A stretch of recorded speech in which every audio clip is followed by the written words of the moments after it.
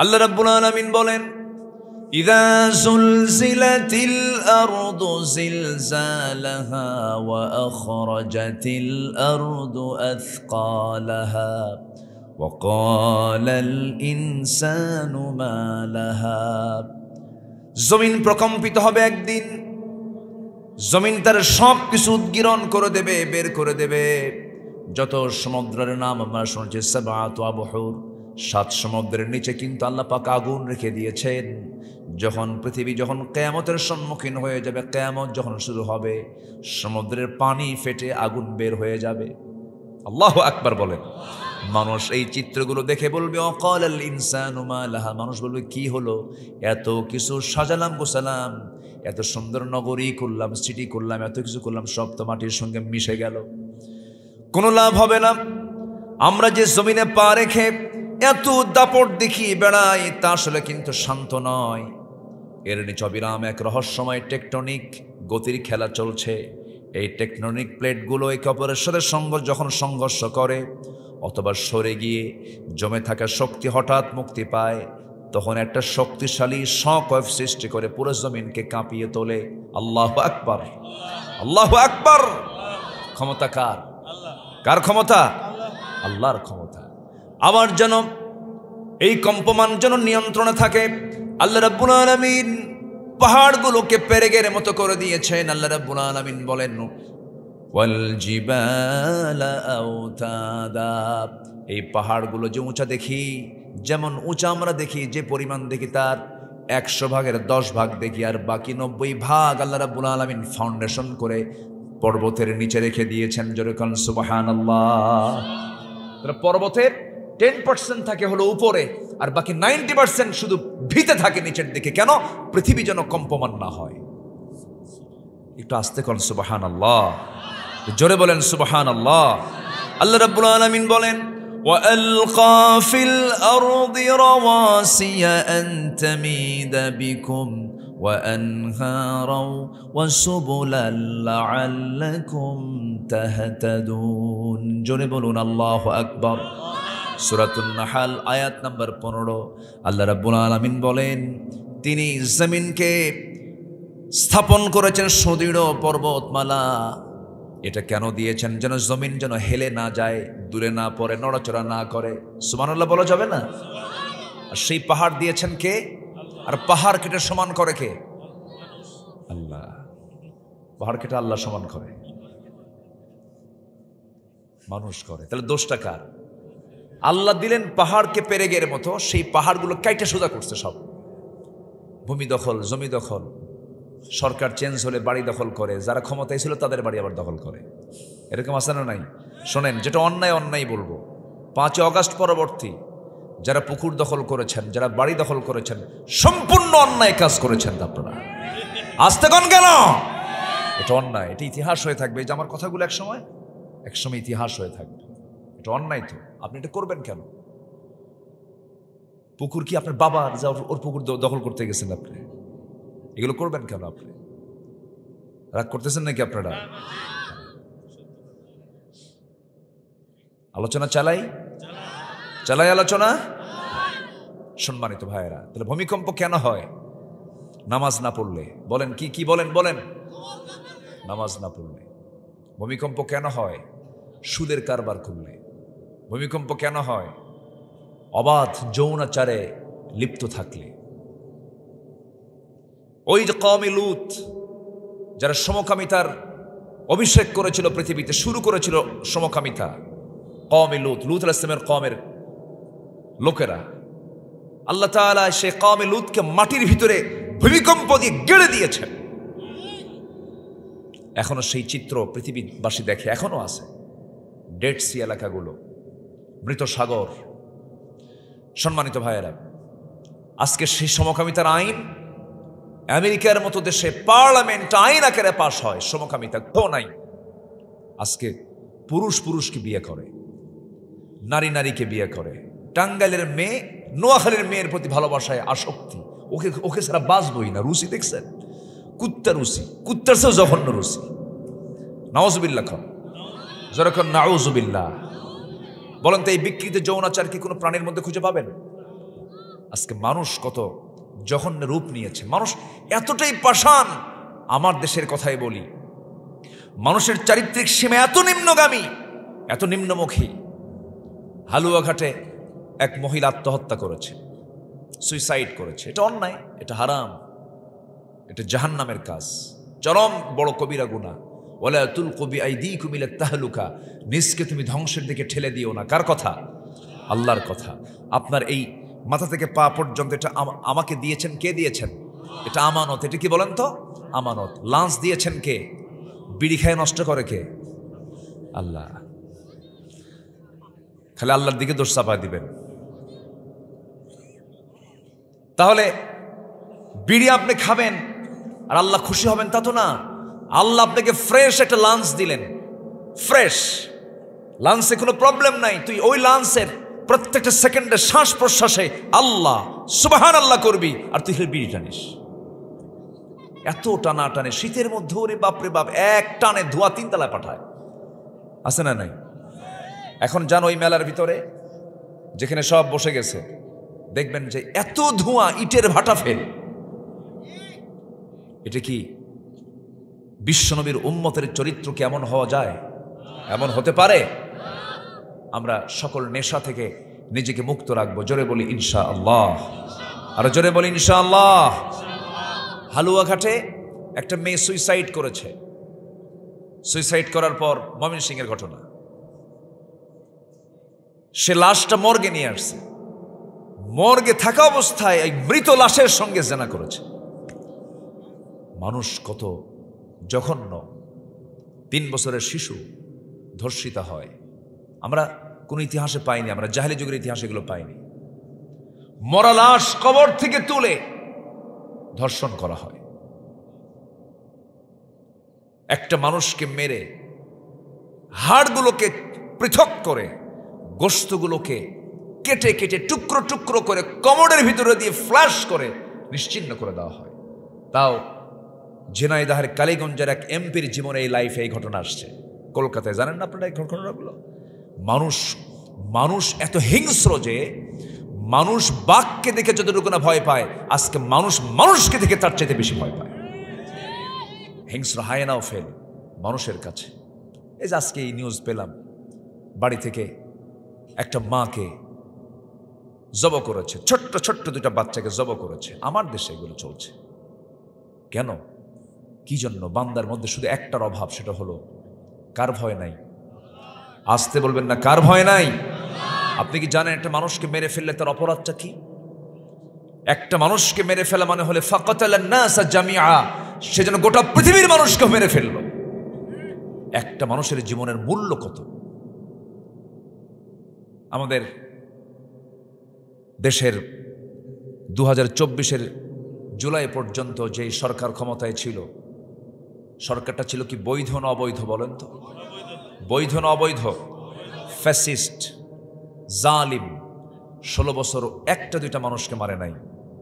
সর্বশেষ জুলাই আগস্টের আন্দোলনে কলিজার টুকরা অনেক সন্তানকে তারা হত্যা করেছে। আমি ঢাকায় ছিলাম, আমি সাক্ষী। আমি দেখেছি চিত্রগুলো, কেমন করে পাখির বাচ্চার মতো গুলি করে মেরেছে, ব্রাশ ফায়ার করেছে হেলিকপ্টার থেকে। উত্তরার বেলকুনিতে বসেছিল মা, তার সন্তানকে কোলে নিয়ে চিত্র দেখছে। মার সন্তানের বক্ষ ভেদ করে পিঠ দিয়ে গুলি বের হয়ে গেছে। মা পরে টের পায়, দেখে সন্তান নাই। এই যে চিত্রায়িতগুলো করা হলো, সবকিছুর মূল কারণ হলো ক্ষমতায় টিকে থাকা। কিন্তু ক্ষমতায় টিকে থাকার মানে টিকে রাখার মালিক পৃথিবীর কেউ না। কে? আসতে বলবেন না, কে? আল্লাহ পাক। মানুষ অপরাধকে অপরাধ মনে করছে না। এর মূল কারণ হলো একটাই সমস্যা, সেটা হলো কার ভয় নাই? আসতে বলবেন না, কার ভয় নাই?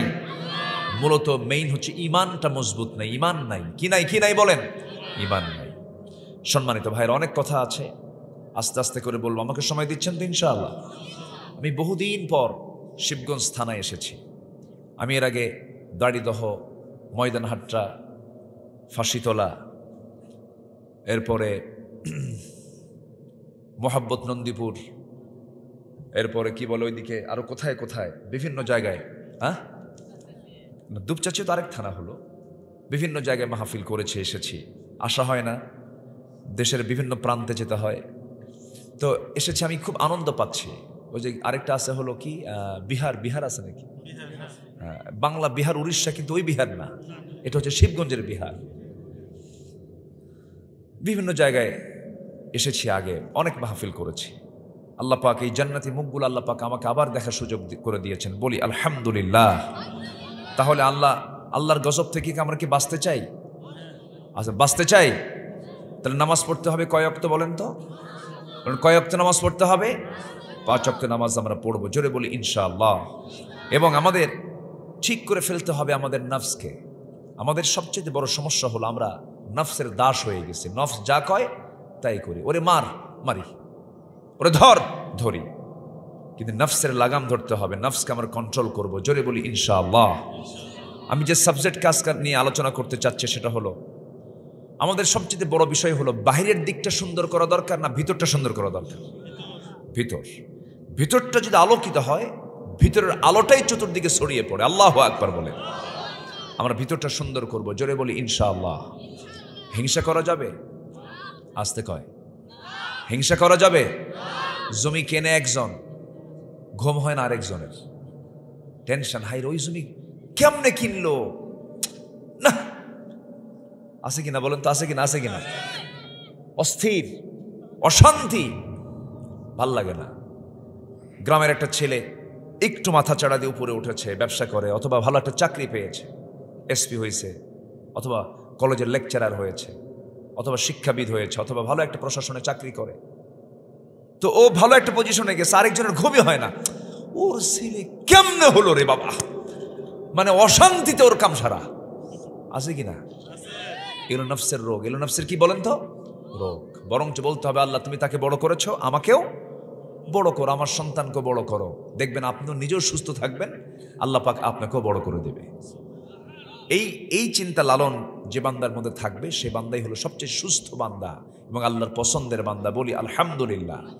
হিংসা যে করে তার ক্ষতি হয়, কিন্তু হিংসা যার জন্য করা হয় তার কোনো ক্ষতি হয় না। আগের যুগে মানুষ বিয়ে করতে যেত ঘোড়ায় চড়ে, গরুর গাড়িতে করে বিয়ে করছেন কি? হাত তোলেন। এই যে 2 চাচা, সব বুড়া চাচা, এখনকার যুগে তো না, ওই যে চাচা সব গরুর গাড়িতে গেছে। তো ঘোড়ায় চড়ে বিয়ে করতে যাবে এক যুবক। সে যুবক গ্রামের ভিতরে একজনের ঘোড়া আছে, সেই চাচার কাছে গিয়ে বলছে, চাচা ঘোড়াটা দেওয়া যাবে? কেন, কি হয়েছে? অমুক দিন আমার বিয়া। চাচা এখন ওর দিকে তাকায় বলে, গ্রামের সবাইকে ঘোড়া দিলেও তোরে ঘোড়া দেব না। কি কথা কি বুঝতেছেন আপনারা? মন টন খারাপ করে চলে আসছে বাড়িতে। রূপক অর্থে বলছি, সবে কদর আসছে। সবে কদর রাত্রিতে গিয়ে মসজিদে নামাজ পড়ে তাহাজ্জুদ পইরা শেষ দোয়ায় হাত তুলে এই যুবকটা দোয়া করতেছে, আল্লাহ আজকে রাত্রিতে তোমার কাছে আমার নিজের জীবনের জন্য কোনো দোয়া নাই, আমি আমার জন্য কিচ্ছু চাই না, তোমার কাছে আমার একটাই চাওয়া, বুড়ার জন্য ঘোড়া মরে। বুড়ার জন্য কি মরে? ঘোড়া। এই দোয়া করে বাড়িতে চলে আসছে। আসার পরে মার চোখে পানি দেখে সন্তান বলছে, বাবা, মা তোমার চোখে পানি কেন? কে বাবা কাঁদবো না, সমস্যা কি হয়েছে? তোর গরু মরছে। কি মরছে? গরু কার? আল্লাহর গরু। গরু তো আল্লাহ ঠিকই আছে, গরুটা কার? যে দোয়া করে মসজিদ থেকে বের হয়েছে। তো মালাকুল মউত ঠিকই আসছে, ঘোড়ার কাছে গেছে না গরুর কাছে গেছে? গরুর কাছে গেছে। আপনি যার জন্য হিংসা করবেন তার কোনো ক্ষতি হবে না, ক্ষতি হবে আপনার নিজের। হিংসা হচ্ছে নফসের বড় রোগ। আমরা হিংসা থেকে নিজেকে গুটিয়ে রাখবো। ইয়াকুম ফিল হাসাদ ফাইনাল হাসাদা ইয়াকুলুল হাসানাত কামা তাকুলুন নারুল হাতাব। হিংসা মানুষের সমস্ত আমলকে নাশ করে দেয়, ধ্বংস করে দেয়। হিংসা মুক্ত হৃদয় আমরা বানাবো, জোরে বলি ইনশাআল্লাহ। নফসের রোগ হলো অহংকার করা, নফসের রোগ হলো অবৈধ কামনা বাসনা করা। নিজের বইয়ের দিকে নজর যায় না, খালি মানুষের বইয়ের দিকে নজর যায়। হ্যাঁ, যায় না? এরকম যায় না? মানে আপনাদের ভাবসাব দেখে মনে হচ্ছে সব ফেরেশতা বসে আছে, আমরা মনে হয় এখানে। নফসের রোগ হলো অবৈধ কামনা বাসনা, বিভিন্ন কিছু চাওয়া প্রাপ্তি, কত কি মনে হয়, কিন্তু না, এই সমস্ত রোগগুলোকে নিজের নফসে জায়গা দেওয়া যাবে না। আল্লাহ রাব্বুল আলামিন বলেন, ওয়া আম্মা মান খাফা মাকামা রাব্বিহি ওয়া নাহান নাফসা আনিল হাওয়া ফাইন্নাল জান্নাতা হিয়াল মাওয়া। জোরে বলুন আল্লাহু আকবার। যার দিলের মাকামে আল্লাহর ভয়টা জাগ্রত হয়ে যাবে এবং নফসের বিরুদ্ধে যে চলবে, নফসের আনুগত্য যে ব্যক্তি করবে না, আমি আল্লাহ রাব্বুল আলামিন তার জন্য স্পেশাল জান্নাত, জান্নাতে মাওয়া তার জন্য বরাদ্দ করেছি। জোরে বলি সুবহানাল্লাহ। এই জন্য নফসের দাসত্ব করা যাবে না। মন তো খারাপ কিছু চায়, এটা চাই, ওটা চাই, ওটা চাই, কিন্তু নফসকে কন্ট্রোল করতে হবে। ঈমান দিয়ে নফসকে নিয়ন্ত্রণ করতে হবে। নফস হলো দুনিয়াবি চেতনা, লেজিসলেটিভ, রূহ হলো অ্যাডমিনিস্ট্রেটিভ, আর কলব হলো ফেডারেটিভ, বাস্তবায়ন বিভাগ। এই জন্য আল্লাহর কাছে চাইতে হবে, আল্লাহ ইয়া মুকাল্লিবাল কুলুব সাব্বিত কলবি আলা দীনিক। আল্লাহর কাছে চাইতে হবে, আল্লাহ তুমি আমার নফসকে, আমার কলবকে তোমার দ্বীনের উপরে সাবেত করে দাও, তোমার মুখী করে দাও। আল্লাহ রাব্বুল আলামিন কোন নফসকে জান্নাত দিবেন? ইয়া আইয়াতুহান নাফসুল মুতমাইন্নাতু রজিই ইলা রাব্বিকি রাদিয়াতাম মারদিয়াহ ফাদখুলি ফি ইবাদি ওয়াদখুলি জান্নাতি। জোরে বলুন আল্লাহু আকবার, আরো জোরে আল্লাহু আকবার। সেই নফসকে শুদ্ধ করার জন্য 10টা পন্থা আমি আপনাদের সামনে আলোচনা করতে চাই। 10 পন্থা অবলম্বন করলে পরে নফসটা আমার শুদ্ধ হয়ে যাবে। কয়টা পন্থা বলেন? 10টা পন্থা। আমি কি একটাও বলেছি নাকি? একটাও বলি না। এখন 1 নাম্বার শুরু করলাম। যদি কোনো বান্দা তওবা করে তার নফসটা শুদ্ধ হয়ে যাবে। জোরে বলুন সুবহানাল্লাহ। তওবা করব কার কাছে? এখানে যারা যারা বসে আছেন গুনাহ নাই কার কার হাত তোলেন? গুনাহ কার কার নাই? গুনাহ আছে সবার? গুনাহ আছে? গুনাহ থাকলে অবশ্যই তার তওবা করার দরকার আছে না নাই? চোখের পানি ফেলার দরকার আছে না নাই? চোখের পানি ফেলবো কার কাছে বলেন? কার কাছে? আল্লাহর কাছে। মানুষের কাছে কান্নাকাটি করে কোনো লাভ নাই। তো মানুষের কাছে কাঁদবেন আপনি, অনেকে হাসবে, বলবে অভিনয় করছে। এমনকি স্ত্রীর সামনে যদি কোনো স্বামী কান্দে, স্ত্রী বলবে তুমি কেমন পুরুষ, তুমি কাঁদো? মূল্য দিবেন আপনাকে। স্ত্রী কাঁদবে স্বামীর কাছে, স্বামী বলবে মেয়ে মানুষ এমন করে কান্দে, পৃথিবীর কারো কাছে আপনি কান্নার মূল্য পাবেন না।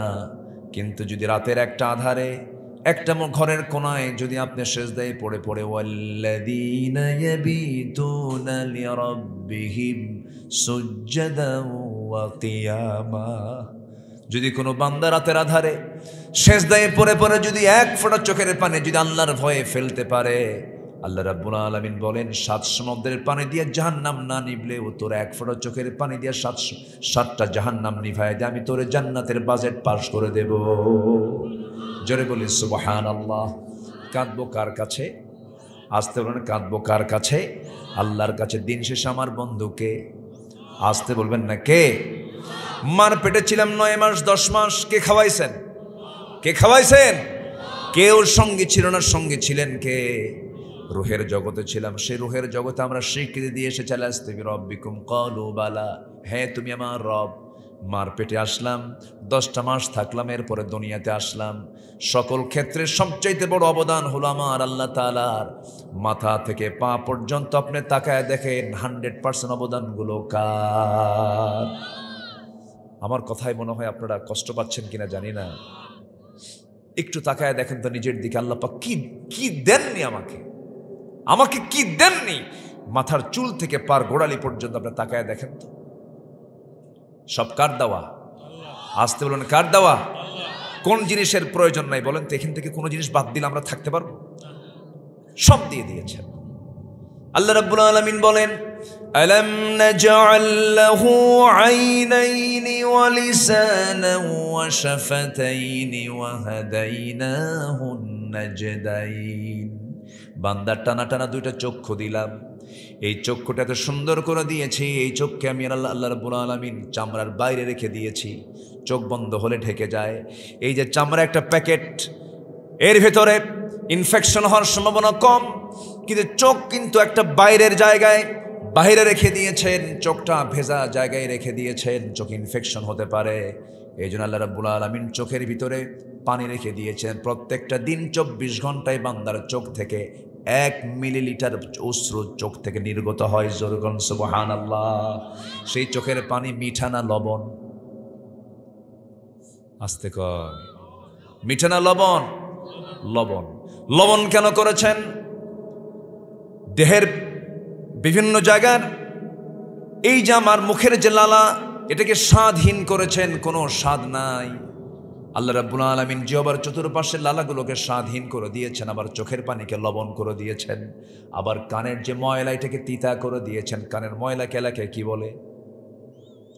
খোল। মানে গরু খায়, গরুর খাবারের নাম কি? ওই খোল, এই খোল না। কানের যে ময়লা, এই ময়লাটা ইয়ারক্স। এই যে কানের ময়লা আল্লাহ রাব্বুল আলামিন দিয়ে দিয়েছেন, এমনি দেন নাই। আপনি যখন কোনো দেখবেন বিয়ারিং জাম লেগে গেছে, জং ধরেছে, জং চলে আসছে, আপনি এটাকে ঠিক করার জন্য আপনি গিরিজ দিবেন, মোবিল দিয়ে এটাকে ঠিক করে ফেলবেন। ঠিক তেমনি আল্লাহ রাব্বুল আলামিন বান্দার কানে যেন কোনো প্রবলেম না হয়, এই ময়লাগুলো দিয়েছেন, তিক্ত করে দিয়েছেন, মিষ্টি করেন নাই। কারণ বান্দা যখন ঘুমিয়ে পড়বে, এটা তিক্ত না হয় যদি মিষ্টি হতো, মিষ্টি আছে যেখানে পিঁপড়া আছে, ঘুম আসার সঙ্গে সঙ্গে সব পিঁপড়া কার কানে? সলিমুদ্দির কানে। ঘুম পারবেন কখন আপনি? এই জন্য কোনো পিঁপড়া যদি রাস্তা মিস করে হঠাৎ করে কানের মধ্যে ঢুকেও যায়, ভিতরে যায় দেখে তিতা, তাড়াতাড়ি বের হয়ে চলে আসে। কেউ তো সুবহানাল্লাহ বললেন না। এগুলো কে করে দিয়েছেন? আসতে বলবেন না, কে করে দিয়েছেন? আল্লাহ।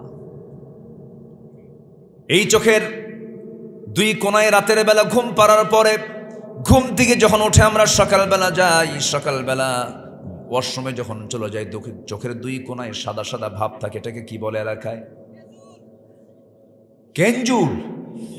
কি খায় বলেন? যদিও দেখে মনে হয় ময়লা ময়লা, কিন্তু এটা কোনো ময়লা নয়। এটা হলো আল্লাহ রাব্বুল আলামিন স্থায়ী মলমের ব্যবস্থা করে দিয়েছেন। বান্দা, মার পেট থেকে ওই চোখ নিয়ে এসেছিস, চোখটা খোলা। এই চোখে যেন কোনো জীবন অ্যাটাক না করে, তোর চোখ যেন নষ্ট না হয়। কারণ চোখ নষ্ট হলে পৃথিবীর কিছুই দেখতে পারবি না, কোনো কাজকর্ম করতে পারবি না। এই জন্য মৃত্যু প্রত্যেকটা দিন, প্রত্যেকটা 24 ঘন্টা আমি 1 মিনিটের পানি বের করে দিয়া স্থায়ী মলমের বন্দোবস্ত আমি আল্লাহ প্রত্যেক চোখে করে দিয়েছি। জোরে কোন সুবহানাল্লাহ। চোখ হলো আল্লাহ রাব্বুল আলামিনের কত বড় নিয়ামত। পলক আছে, এই পলক প্রতি মিনিটে 15 থেকে 20 বার মানুষের চোখের পলকটা পড়ে। 15 থেকে 20 বার। এটা কি আপনি ফেলেন না আল্লাহ ফেলা দেয়? এমনি পড়ে, কিন্তু ন্যাচারাল চোখটা আপ ডাউন করছে প্রতি মিনিটে 15 থেকে 20 বার। এরপরে অস্ত্র বের হয়। এরপর এই চোখের পলকটা হচ্ছে একটা প্রাকৃতিক ওয়াইফার, যা ময়লা আস্তে আস্তে সে বের করে দেয়। যেরকম সুবহানাল্লাহ। আমরা যখন কাঁদি তখন চোখ দিয়ে কি বের হয় বলেন? পানি বের হয়। সেই অশ্রু আবার পুষ্টি এবং অক্সিজেন সংগ্রহ করে, জোগাড় করে দেয়। কারণ চোখের কর্নিয়াতে কোনো রক্তনালী থাকে না। আল্লাহু আকবার বলেন। কি নিয়ামত আল্লাহ পাক দিয়েছেন। আমাদের 2 চোখে প্রায় 27 কোটি 40 লক্ষ ফটো রিসেপ্টর নামক নিয়োজিত শ্রমিক 24 ঘন্টা কাজ করে যাচ্ছে আমাদের চোখের শ্রমিকগুলো। যেরকম সুবহানাল্লাহ। এগুলো কি করছে? যখন আলো আপনার চোখে গিয়ে পড়ছে, যখন ফটো রিসেপ্টরের কাছে চলে যাচ্ছে, তখন ফটো রিসেপ্টর সেটাকে প্রসেসিং করে আপনার অপটিক নার্ভে পৌঁছে দিচ্ছে, এবং সেখান থেকে ইলেকট্রিক ইম্প্যালেন্সের মাধ্যমে সেটা আমাদের ব্রেইনের অক্সিপিটাল ল্যাবে চলে যাচ্ছে। ফলে আমরা দেখতে পাচ্ছি। এই যে অপটিক নার্ভের কথা শুনলাম, আমরা শুধুমাত্র এখানে 60 থেকে 70 লক্ষ তারের মতো ফাইবার আমার আপনার চোখের পেছনে আল্লাহ পাক রেখে দিয়েছে।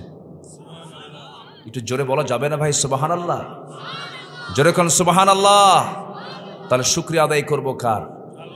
আসতে বলবেন না, কার? ক্ষমা চাইব কার কাছে? সকল কিছুর অবদান একমাত্র কার? আল্লাহ পাকের। তওবা করব, চোখ দিয়া যখন তাকাবো, যদি কোনো ভুল হয়ে যায়, হঠাৎ করে একটা পরনারীর দিকে নজর গেছে, আস্তাগফিরুল্লাহ বলে ঘুরে দাঁড়াবো। একটা ভুল করে ফেলেছি, আস্তাগফিরুল্লাহ বলে ঘুরে দাঁড়াবো। এটার নাম হচ্ছে তওবা। এটার নাম কি বলেন তো? তওবা। তওবা প্রত্যেক বান্দার জীবনে থাকতে হবে প্রত্যেকটা দিন। আমার নবীজি সারা দিনে তুবু ইলাল্লাহি জামিআন ফাইন্নী আতুবু ফিল ইয়াউমি 100 মাররা, আমি রাসূল সারা দিনে 100 বারেরও বেশি বার তওবা করি। আল্লাহু আকবার বলেন।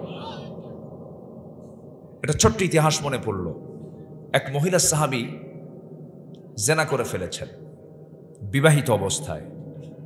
জেনার শাস্তির দুটো ধরন, একটা হচ্ছে অবিবাহিত কোনো যুবক যদি জেনায় লিপ্ত হয় তাকে মেয়াতে জেলদা 100 দৌড়া মারতে হয়, মানে আড়ালে না প্রকাশ্যে, আজ থেকে আড়ালে না প্রকাশ্যে, প্রকাশ্যে। এটা এই হুকুমটা কে দিয়েছেন? আল্লাহ দিয়েছেন। আর আমার দেশে জেনার শাস্তি হলো যদি কেউ জেনা করে, মানে পুরুষ এবং মহিলা যদি স্বেচ্ছায় ওদের ইচ্ছায় যদি কেউ জেনা করে, তাহলে এটা যদি মানে আইনের চোখে যদি চলে আসে তখন এটার শাস্তি হলো 100 টাকা জরিমানা। কত টাকা? কত? 100 টাকা। আর ধর্ষণ করেছে, ধর্ষণের শাস্তি কিন্তু অনেক বিধর্মী রাষ্ট্রেও আছে, শক্ত শক্ত শাস্তি সেখানে আছে। আর আমার দেশে ইউনিভার্সিটির পবিত্র অঙ্গনে মানিক নামে একটা ছেলে জাহাঙ্গীরনগর ইউনিভার্সিটিতে ধর্ষণের সেঞ্চুরি করে মিষ্টি বিতরণ করেছিল। এই মানিককে তৎকালীন সরকার বলেছিল শাস্তি কি জানেন? দুষ্ট ছেলে, এগুলো করতে নেই, এতটুকুন শাস্তি দিয়েছে। আজকে যদি একটা ধর্ষকের শাস্তি যদি বাংলার জমিনে প্রকাশ্যে হতো, কোন যুবক উন্মাদনার দৃষ্টিতে কোন নারীর দিকে তাকানোর সাহস পেত না। কিন্তু সেই বিধান কি আছে? আসতে বলবেন না, আছে আছে আছে। আজকে নামাজ পড়ে না জাতি, মাত্র 5% মুসলমান নামাজ পড়ে। যদি নামাজের সরকার যদি থাকতো, নামাজ কায়েম যদি থাকতো এই দেশে, 5% নামাজি হতো না, 95% নামাজি হতো, 5% বেনামাজি হতো। অতএব আমরা সব থেকে শেষ করেছি জাহান্নাম থেকে বাঁচার জন্য, আখিরাতে জান্নাত যাওয়ার জন্য আগামীর সরকার আমরা দেখতে চাই নামাজের সরকার।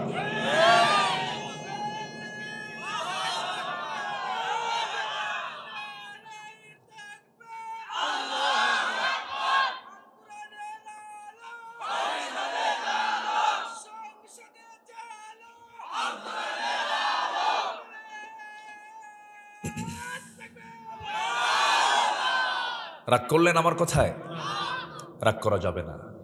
যে মুসলমান কোরআনের কোন শরিয়া আইনকে, কোরআনের কোন বিধানকে যদি কেউ অবহেলার চোখে দেখে, সে জাহান্নামী, জাহান্নামী সে। অনেকে বলে, বলেই ফেলে, অবলীলাই বলে ফেলে। আজকের এই আধুনিক দুনিয়ার এই বিশ্ব রাজনীতির প্রেক্ষাপটে কোরআনের আইন সবুজ ভূখণ্ড বাংলাদেশে বেমানান, এই জাতীয় কথা বলা মানে মুনাফিকের কাতায় তার নাম লিখে ফেলে দেওয়া। আমরা গ্রামার বুঝি, আমরা যদি বুঝি, আল্লাহ বোঝে না? আল্লাহ বোঝেন না? আল্লাহরও বেশি বুঝেন। সূর্যের মালিককে বলেন, সূর্যের মালিককে, চাঁদের মালিককে। সূর্যটা কি দুর্বল? সূর্য কি ভেজা ভেজা মনে হয়? এটা পাল্টাও, আরেকটা সূর্য নিয়ে আসো। যিনি সূর্য সৃষ্টি করেছেন তিনি কোরআন নাজিল করেছেন। এটা এমন একটা কিতাব, সকল সমস্যার সংকট, সকল সমস্যার সমাধান করার জন্য কোরআনই একমাত্র বলিষ্ঠ কিতাব। যেরকম সুবহানাল্লাহ। আমরা তওবা করব কার কাছে? আল্লাহর কাছে। ওই মহিলা সাহাবী জিনা করেছেন, অনুতপ্ত হলেন, চোখের পানি ফেলে নবীর কাছে এসে বলছেন, হুজুর আমি বড় একটা পাপ কাজ করে ফেলেছি। কি করেছ? আমি জিনা করে ফেলেছি। রাসূল বলেন, না তুমি জিনা করো নাই। একা তো মানা করছেন বারবার, না আমি জিনা করে ফেলেছি, না তুমি করো নাই, না আমি সত্যি জিনা করে ফেলেছি। বারবার না করছেন। এবার মহিলা বলছেন, হুজুর আমি তো নিজেই রাজ সাক্ষী, আমি জিনা করে ফেলেছি। রাসূল বলেন, তাই যদি হয় পেটে কোনো বাচ্চা আসছে নাকি? হ্যাঁ, পেটে বাচ্চা চলে আসছে। সঙ্গে সঙ্গে রাসূল বললেন, মহিলা বাড়িতে চলে যাও, তোমার উপরে কোনো আইন কার্যকর করা যাবে না, বাসায় চলে যাও। মহিলা বলছে, হুজুর বাঁচবো তার গ্যারান্টি কি? আমি তো গ্যারান্টি দিতে পারবো না, যখন তখন মরে যেতে পারি। হুজুর আমার উপর আইনটা কার্যকর হয়ে যাক, আমি দুনিয়াতে শাস্তি নিয়ে বিদায় নিতে চাই, কিন্তু আদালতে আখিরাতে জিনাকারীর কাতারে যেন আমাকে না দাঁড় হতে হয়। ওই বান্দির মধ্যে সম্পূর্ণ ভয় ঢুকে গেছে। কার ভয়? জাতি ভালো হবে প্রশাসনের ভয় না আল্লাহর ভয়ে? আল্লাহর ভয়ে। আলোতে দেখেন কে? অন্ধকারে দেখেন কে? আমার অন্তরের খবরটাও রাখেন কে? আল্লাহ তাআলা। আমার নবীজি বলে দিলেন, মহিলা চলে যাও। মহিলা বাড়িতে চলে গেলেন, সেজদায় পড়ে পড়ে কাঁদেন, চোখের পানি ফেলে ফেলে কাঁদেন, তওবা করেন, বারবার ওনাজারি করছেন। সন্তান ডেলিভারি হয়ে গেল। সংক্ষিপ্ত করে বলি, সন্তান ডেলিভারির 2 দিন 3 দিন পর নয়, মাত্র 1 দিন পর নবীর কাছে গিয়ে বলছেন, ইয়া রাসূলুল্লাহ, সন্তান ডেলিভারি হয়েছে, আপনি আইনটা কার্যকর করে দেন। রাসূল বললেন, ও মহিলা, সন্তানটা জীবিত না মৃত? সন্তান তো জীবিত রেখে এসেছি। রাসূল বলছেন, হাওলাইনি কাবিলাইন, 2টা বছর তোমাকে দুধ পান করাতেই হবে, তার রিজিকটা তোমার স্তন আল্লাহ পাক রেখে দিয়েছেন। মহিলা বলছে, হুজুর, বাঁচবো তার গ্যারান্টিকে শাস্তি আমি পেতে চাই। আমার নবীজি বললেন, না না, তোমার উপরে কোনো আইন কার্যকর করা যাবে না। একটা প্রশ্ন করব আমি, বলুন তো, ওই যে আসামি বিচারকের কাছে হাজির হয়েছে একমাত্র কার ভয়ে? আসামি ধরার জন্য কি জেল লাগছে নাকি, জেলখানা লাগছে নাকি, পুলিশ লাগছে নাকি? বান্দা একাই হাজির হয়েছে একমাত্র কার ভয়ে? বলেন, কার ভয়ে? মানুষ ভালো হবে কার ভয়ে? আল্লাহর ভয়ে। মানুষকে আল্লাহর ভয়ে ঢুকায়া দিতে হবে, আখিরাতের চিন্তা মাথার মধ্যে ঢুকায়া দিতে হবে। এই জাতীয় শিক্ষা জাতির প্রয়োজন, মানুষ তখনই ভালো হয়ে যাবে। আমরা যতই চিন্তা করো না কেন, দিন শেষে আমাকে ফিরে যেতে হবে কার সামনে? আল্লাহর সামনে।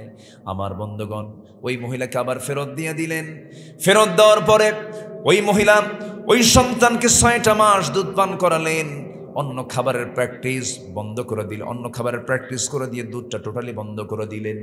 সন্তানকে এবার টোটালি দুধ বন্ধ করে নবীর সামনে এবার সন্তান সহ 3য়বারের মতো হাজির হয়ে বলছে, হুজুর, এই যে সন্তান নিয়ে এসেছি, আমার আর প্রয়োজন হবে না, কারণ সে আমার বুকের স্তনের দুধ খাওয়া বন্ধ করে দিয়েছে।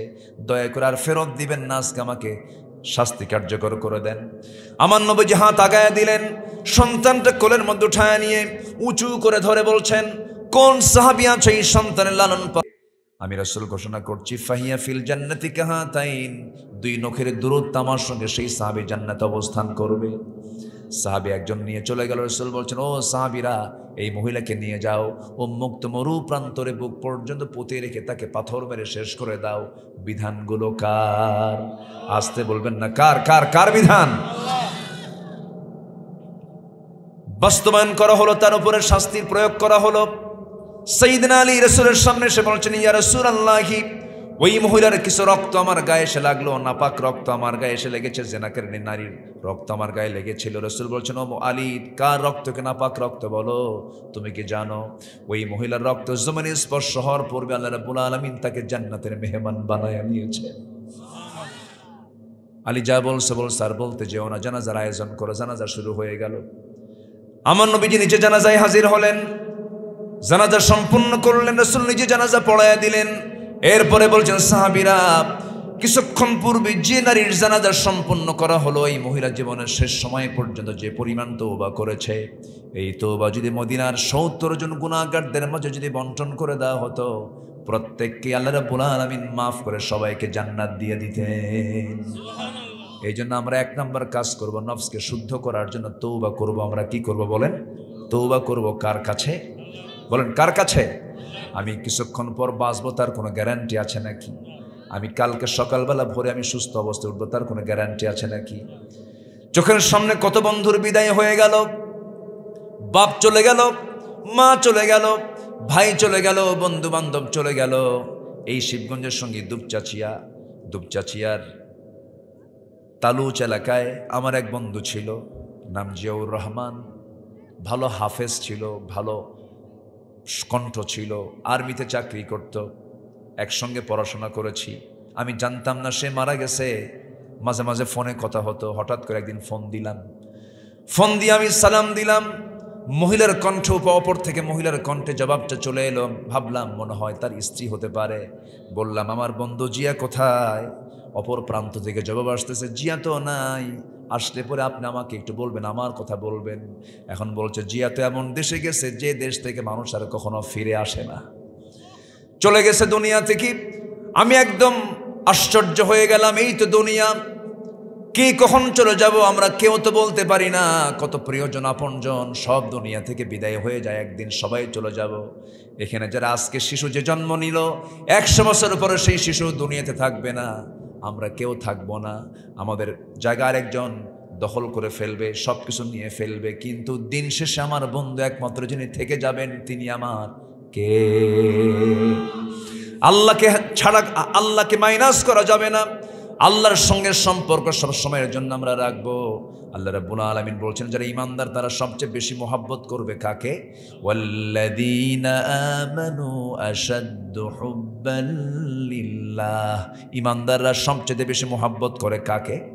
আসতে বলবেন না কাকে? আল্লাহ আমার কাছে না দূরে? আজ থেকে আল্লাহ আমার কাছে না দূরে? আল্লাহকে যত কাছে টানবেন আপনি পাপ থেকে বাঁচবেন। ওয়া নাহনু আকরাবু ইলাইহি মিন হাবলিল ওয়ারিদ। বান্দা আমি তোমার স্কন্দ শিরার চেয়েও নিকটে থেকে যাই। বান্দা তুমি কি করো সব আমি বুঝি। তুমি মনের মধ্যে কোন কল্পনা আঁকছো, কি চিন্তা করছো, কি কুটিল ভাব তুমি চিন্তা করছো, কেউ না জানলেও কোনো প্রশাসন জানবে না। একমাত্র জানার কে জানবেন? কে জানবেন? আল্লাহ জানবেন। এই জন্য আল্লাহকে সাক্ষী রেখে আমরা চলবো। আত্মশুদ্ধিতার জন্য, নফসের শুদ্ধতার জন্য 10টা পন্থার 1 নম্বর পন্থা কেবল বললাম। নাম্বার 2 হলো সালাতের প্রতি আমরা যত্নশীল হব। আমাদের নামাজ যত সুন্দর হবে আমাদের ঈমান তত মজবুত হয়ে যাবে। নামাজ পড়ব কয় ওয়াক্ত বলেন? আসতে বলবেন না কয় ওয়াক্ত নামাজ? বলুন তো আদর্শ গ্রামের বৈশিষ্ট্য হলো ফজরের মুসল্লি বেশি হবে না জোহরের মুসল্লি বেশি হবে? ফজরে মানুষ বেশি সময় বাড়িতে থাকে। যেই লোকটা নামাজ ফরজ পুরুষ মানুষ অথচ বাড়িতে থাকে, মসজিদে আসে না, রাসূল বলেছেন আমি যেন তার বাড়িতে আগুন লাগায় দেই। এটা কার কথা? রাসূলের কথা। রাসূল বলছেন আমি যেন তার বাড়িতে গিয়ে আগুন ধরায় দিই। আমি আগুন লাগায় দিতাম যদি ওই বাড়িতে যদি শিশু আর নারী না থাকতো, আগুন লাগাই দিতাম। তো কত বড় শক্ত কাজ জামাতে নামাজ পড়া। বলুন তো এখন আমার দেশে মুসল্লি বেশি না মসজিদ বেশি? বলেন। একটা গ্রামের এক মাথায় এক মসজিদ, আরেক মাথা আরেক মসজিদ, মাঝখান দিয়ে আরেকটা মসজিদ, তারপর আরেকটা মসজিদ। আমি কি ভুল বললাম? শুধু মসজিদ দিয়ে ভরা। সে মসজিদগুলো কত সুন্দর, চাকচিক্যময়, টাইলস দিয়ে ভরা, এসি, শীতাতপ নিয়ন্ত্রিত মসজিদ। জুমার মুসল্লি একদম টুইটম্বর জায়গা হয় না। জুমার মুসল্লির প্রথম কাতারে সব বেনামাজিগুলো আসে জুমার দিন, বোঝেন নাই? মসমসা লুঙ্গি আর খদ্দরের পাঞ্জাবি আর হাইব্রিড জাতের 2.5 ইঞ্চি মোষের মোষ, বোঝেন নাই? মাথায় টুপি লাগায়া যায় নামাজ একটা ঘাড়ে দিয়া মনে হচ্ছে আসমান থেকে কেবলই ফেরেশতা জিবরাইল নামলো। এরকম আছে না নাই? এই সমস্ত মুসল্লি হওয়া যাবে না। নামাজ পড়তে হবে কয় ওয়াক্ত? আসতে বলবেন না কয় ওয়াক্ত নামাজ? 5 ওয়াক্ত নামাজ আমরা পড়বো। জোরে বলি ইনশাআল্লাহ। আর জোরে বলি ইনশাআল্লাহ। নামাজ যার যত সুন্দর হবে ঈমান তার তত সুন্দর হবে। আমরা এই গ্রামের নাম কি? দুদাহার। দুদাহার মানে কি বুঝলাম? দুদাহার, হ্যাঁ?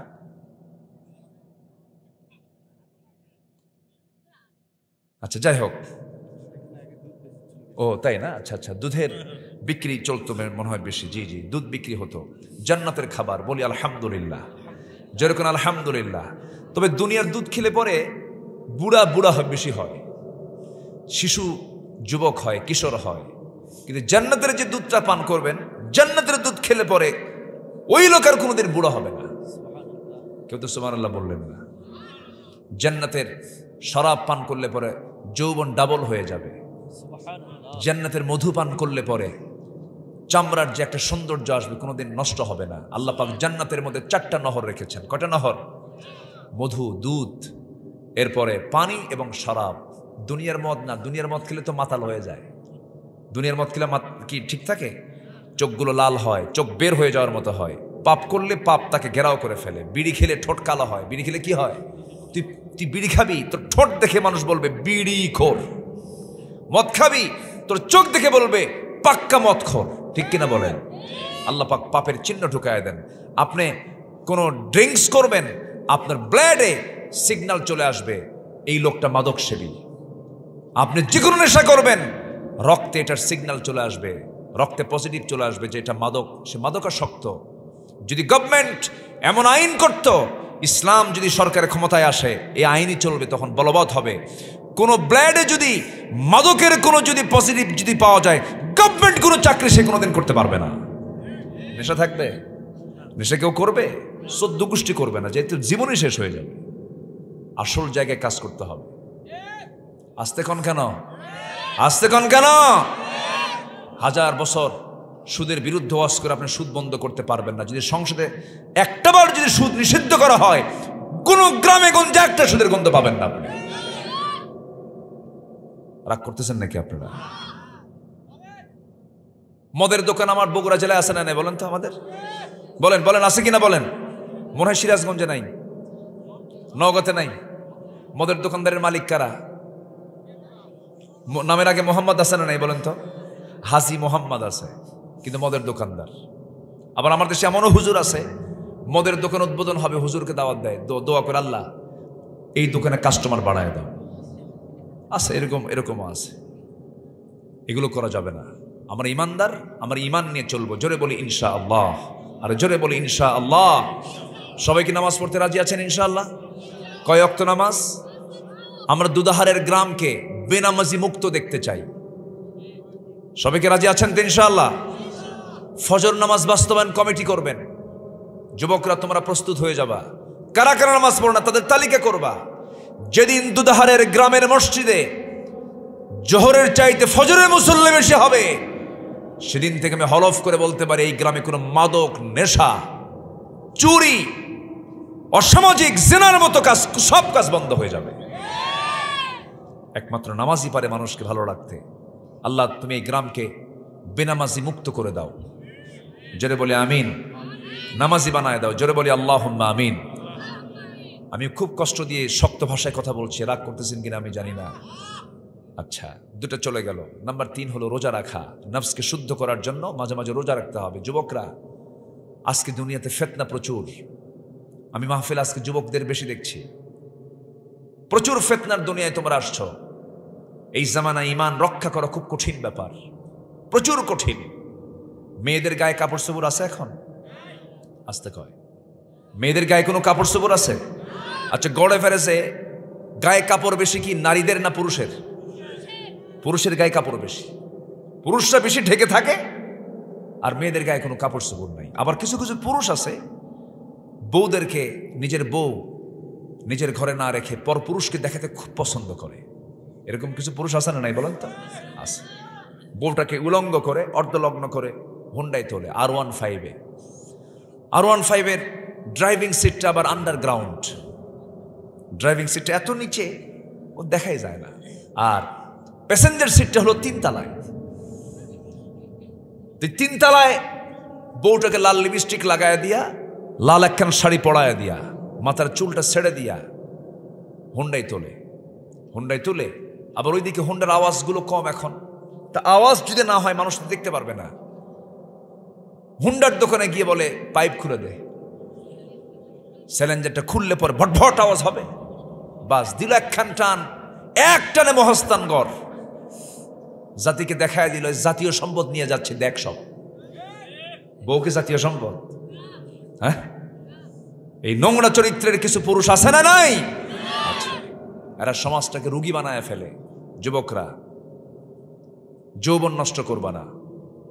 তোমার সামনে বহু প্রস্তাব আসবে। আল্লাহ তাআলা নিজে বলছেন, ওই যুবককে আমি আরশ আজিমের ছায়ে জায়গা দেব।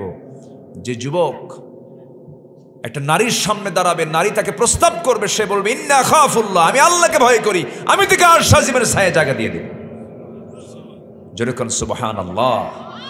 এটা কিন্তু সস্তা কোনো কাজ নয়। এটার জন্য রোজা রাখার মাঝে মাঝে চেষ্টা করবা। সোমবার, বৃহস্পতিবার রোজা রাখবা। শেষ রাত্রে একটু সেজদায় পড়ে কাঁদবা, কোরআনটাকে বুকে লালন করবা, একটু তেলাওয়াত করবা, দিলটা আল্লাহমুখী করে ফেলবা। দেখবে এর মধ্যে একটা অমৃত স্বাদ আছে। জোরে বলি আল্লাহু আকবার। নোংরামি করা যাবে না। বয়ফ্রেন্ড, গার্লফ্রেন্ড, এগুলো ইউরোপ আমেরিকার ভার্সন, এগুলো নোংরা, এগুলো জঘন্য কাজ। যুবকরা, এগুলো মাথায় নিবা না। এক যুবক আরেক যুবককে প্রশ্ন করে, তোর কি গার্লফ্রেন্ড আছে রে? না, তুই তো মানুষই না। আসে না এরকম? আসে না? আসে না? এগুলো করা যাবে না। সম্পর্ক গড়তে হবে 1 নাম্বার কার সাথে? বিয়ের প্রয়োজন হবে, বিয়ে করে ফেলবা। নিজের চরিত্রকে কখনো নষ্ট করবা না। চরিত্রের কখনো দেউলিয়া হবে না। চরিত্রকে সমৃদ্ধ রাখবা। তোমার সন্তানাদি সব হবে আল্লাহওয়ালা। সুন্দর চরিত্র নিয়ে থাকবা। হাসরের দিন সবচেয়ে বেশি ওজন হবে হলো সুন্দর চরিত্রের। সুবহানাল্লাহ বলা যাবে না ভাই? সুন্দর চরিত্র নিয়ে থাকতে হবে। ইউসুফ আলাইহিস সালাতু ওয়াস সালামকে যখন জুলাইখা ঘরের মধ্যে তুলেছে, সুন্দরী নারী কিন্তু জুলাইখা ওয়ার্ল্ড ফেমাস নারী ছিল। ঘরের মধ্যে তুলে সব দরজা লক করে নীরব একটা পরিবেশে কেউ নাই, পিন পতন নীরবতা। এমন সময় ইউসুফ আলাইহিস সালাম টের পেলেন যে সে আমাকে অ্যাটাক করে ফেলবে। জুলাইখা বারবার ইউসুফ আলাইহিস সালামের দিকে চুলটা খোপা ছেড়ে দিয়া নিজের দেহের কাপড় চোপড়গুলো খুলে অর্ধলগ্ন হয়ে তার দিকে দেহটা ঝুঁকায় ঝুঁকায় বলছে, ইউসুফ একটাবার তাকাও আমার দিকে, আমি তোমার জন্য দিওয়ানা। ইউসুফ আলাইহিস সালাম বলছেন, জুলাইখা তুমি আমাকে বারবার চেষ্টা করছো আমাকে আকৃষ্ট করার জন্য, কিন্তু আমি আল্লাহকে ভয় পাই, আমি আল্লাহকে মহব্বত করি। এবার জুলাইখা বলছে, তোমার চক্ষু কত সুন্দর টানা টানা। তিনি বলছেন, জুলাইখা এই চক্ষু যিনি বানিয়ে দিয়েছেন তার প্রশংসা করো, চোখের প্রশংসা করে কোনো লাভ নাই। চামড়াগুলো কত সুন্দর মসৃণ, চামড়ার প্রশংসা করো না, যিনি আমাকে বানিয়েছেন তার প্রশংসা করো। বারবার চেষ্টা করো, যখন ব্যর্থ হয়ে গেছে ইউসুফ আলাইহিস সালাম পিছন দিকে ব্যাক হতে হতে দেওয়ালে যখন পিঠটা টেকে গেছে, এবার চক্ষু বন্ধ করে কেঁদে কেঁদে তিনি একটা শেষ চেষ্টা করলেন, দৌড় মারলেন দরজার দিকে, একটা দৌড় মারলেন, দরজাগুলো তালাবদ্ধ দরজা। চেষ্টা করলেন, আল্লাহ রাব্বুল আলামিন নিজ কুদরতে সমস্ত দরজাগুলোর তালা পটপট করে খুলে দিলেন। জোরে কোন সুবহানাল্লাহ। ওরে সিনে বক্তা বক্তার মাহফিলে থাকে, ও নিজে তো বক্তা, তো বলি আলহামদুলিল্লাহ। মাশা অস্ত শেষ হয়ে গেল আমার। মাশা তাহলে যুবকরা মাঝে মাঝে রোজা রাখবা না ইনশাআল্লাহ? হ্যাঁ, বিয়ের প্রয়োজন হলে বলে ফেলবা, বাড়িতে একদম ফ্র্যাঙ্কলি বলে ফেলবা যে বিয়ে করাও। কি কিচ্ছু কয় না এখানে। কি মানুষ কি বুড়া মানুষ না যুবক মানুষ আছে নাকি? কিছু তো কয় না। বিয়ের কথা বলি, কিছুই তো কও না তোমরা, ঠিক কি না? বুড়া চাচাও কয় ঠিক। জি, বিয়ে একটা নিয়ামত, বলি আলহামদুলিল্লাহ। বলেন জোরে, বলি আলহামদুলিল্লাহ। বৈধ সম্পর্কের মজা আছে না নাই বলেন তো? বৈধ সম্পর্কের একটা আনন্দ আছে না নাই? পিছনের দরজা দিয়ে যাবা না, সামনের দরজা দিয়ে যাবা। নোংরামি করবা না। Imo, Line, Viber, Messenger, WhatsApp, Instagram, Kurigram দরকার নাই যাওয়ার। এগুলো বাদ দাও। এগুলো বাদ দিয়ে সুন্দর করে জীবনটা গড়ো। এবং স্মার্টফোনের মুরিদ হবা না। স্মার্টফোনের মুরিদ যদি হও তাহলে শেষ। তুমি যদি স্মার্টফোনকে তুমি যদি চালাও এটা ঠিক আছে, তোমাকে যদি সে চালায় তোমার ধ্বংস। পর্নোগ্রাফিতে আসক্ত হবা না, এগুলো ফ্র্যাঙ্কলি বলা উচিত। তোমার ফ্রন্টাল সেলগুলো সব ধ্বংস হয়ে যাবে। তোমার জীবন যৌবন চরিত্র ধ্বংস করার জন্য প্রস্তুত হয়ে আছে। শুধু ক্লিক করবা, শেষ। পা দিবা না। গেমস, আসক্তি মাদকের চাইতে ভয়ঙ্কর। অসংখ্য পরিবার ফকির হয়ে গেছে এই গেমসের আসক্তির কারণে। এগুলোর দিকে যাবা না। ফ্রি ফায়ার, পাবজি, আর কি আছে, ক্যাসিনো, এগুলোর দিকে যাবা না। আল্লাহ তুমি যুব সমাজকে এই অপসংস্কৃতির আগ্রাসন থেকে যুব সমাজকে তুমি আল্লাহ হেফাজত করো। জোরে বলি আল্লাহুম্মা আমিন। আত্মশুদ্ধিতার জন্য 10টা পন্থা। নাম্বার 1 কি বলেছি বলেন? তওবা। নাম্বার 2 কি বলেছি বলেন? নামাজ। নাম্বার 3 শুধু রমজান মাসের প্রত্যেক সপ্তাহের সোমবার, বৃহস্পতিবার মাঝে মাঝে রোজা রাখলে আল্লাহ পাক সুস্থ রাখবেন, দিলও সুস্থ থাকবে, দেহ সুস্থ থাকবে। আল্লাহু আকবার বলেন। আমরা করবো এগুলো কাজ। নাম্বার 4 হলো আল্লাহর জিকির করা। আল্লাহর জিকির করলে কি হবে? আল্লাযীনা আমানু ওয়া তাতমাইন্নু কুলুবুহুম বিযিকরিল্লাহ আলা বিযিকরিল্লাহি তাতমাইন্নুল কুলুব। জোরে বলুন আল্লাহু আকবার। সূরাতুর রা'দ আয়াত নাম্বার 28 আল্লাহ রাব্বুল আলামিন বলেন, ঈমান যারা আনবে আল্লাহর শরণে তাদের অন্তর প্রশান্ত হয়ে যাবে, এবং এই অন্তর প্রশান্ত হৃদয়টাই হবে একমাত্র প্রশান্তির জায়গা, মূল তৃপ্তির জায়গা। এই জন্য জিকির করব সর্বক্ষণ। কার? আসতে বলবেন না, কার? আল্লাহর। নাম্বার 5 হলো কোরআনের সঙ্গে সম্পর্ক বাড়াতে হবে। পৃথিবীর কোনো শক্তি নাই আপনাকে শয়তান থেকে বাঁচাতে পারে। শয়তান তো মারাত্মক একটা ভয়ঙ্কর শত্রু আমার আপনার জীবনে। শয়তানটা কেমন করে অ্যাটাক করে, সুম্মা লাআতিয়ান্নাহুম মিন বাইনি আইদিহিম ওয়া মিন খালফিহিম ওয়া আন আইমানিহিম ওয়া আন শামাইলিহিম ওয়া লা তাজিদু আকসারুহুম শাকিরিন। আমি তোমার বান্দাগুলোকে ডান থেকে বাম থেকে সামনে থেকে পিছন থেকে অ্যাটাক করব। আল্লাহ বলছেন শয়তান তুই পারবি না। আমার পছন্দের যারা বান্দা তারা বলবে আউযু বিল্লাহি মিনাশ শাইতানির রাজিম।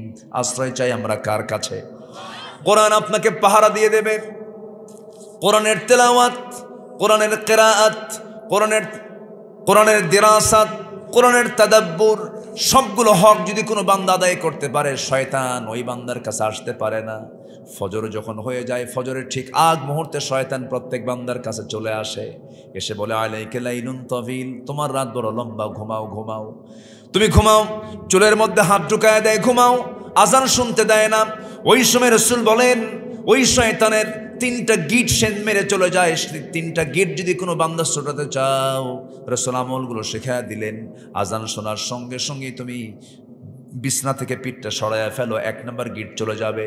নাম্বার 2, সুন্দর করে ওযু বানাবে, নামাজের নিয়তে 2 নম্বর গিট চলে যাবে। নাম্বার 3 হলো শয়তান যে 3টা গিট মেরে চলে গেল, 3 নম্বর গিট চলে যাবে যখন তুমি নামাজের নিয়তে ওযু বানায় মসজিদের দিকে রওনা করে নামাজ শেষ করে ফেলবে। শয়তান 24 ঘন্টা পর্যন্ত শয়তান তোমার কাছে আসার সাহস পাবে না। জোরে কোন সুবহানাল্লাহ। তো শয়তান কোন সময় আসে বলেন তো? ফজরের একটু আগে। আর ওই টাইমটা হচ্ছে সবচেয়ে গোল্ডেন টাইম। ফিস সামাঈদ দুনিয়া, আল্লাহ তাআলা দুনিয়ার আকাশে আসেন। সুবহানাল্লাহ বলবেন না? আল্লাহ বেশি আসেন না আমরা বেশি যাই? বলেন বলেন বলেন। আল্লাহ কত আকাশের উপরে? বলেন 7 আকাশের উপরে। সেই 7 আকাশ থেকে প্রথম আকাশে আসেন, তাহলে আল্লাহ বেশি আসেন। সুবহানাল্লাহ বলেন। আমরা দুনিয়াতে থাকি, আল্লাহ আমাকে মাফ করার জন্য আল্লাহ নিজে চলে আসেন প্রথম আকাশে। ফিস সামাঈদ দুনিয়া আলা মিন মুস্তাগফিরিন ফাগফির লাহ। আল্লাহু আকবার বলেন। আল্লাহ আমাকে মাফ করার জন্য প্রস্তুত নিয়ে থাকেন। তুই আমার কাছে চাবি, তোর চাইতে দেরি, আমার দিতে দেরি নেই। কিন্তু আমরা তো বেহায়া, আমরা চাই না, আমাদের মধ্যে শরম নাই।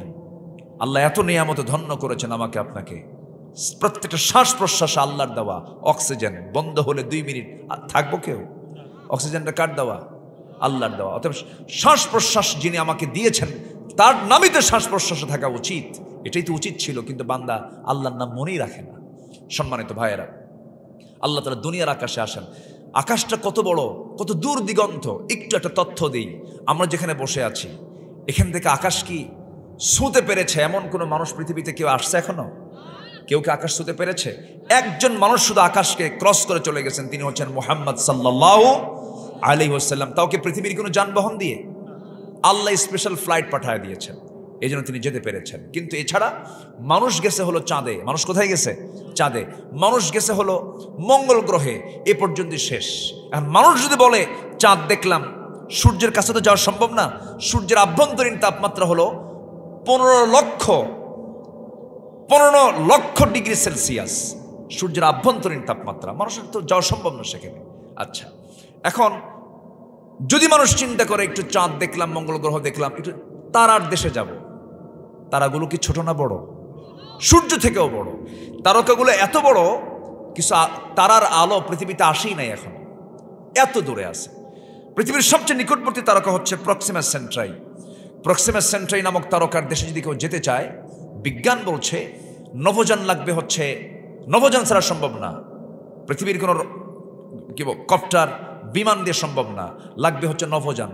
তো নভোযানের মধ্যে লেটেস্ট নভোযান হচ্ছে অ্যাপোলো 11, যার ঘন্টার গতি হলো 39,000 কিলোমিটার।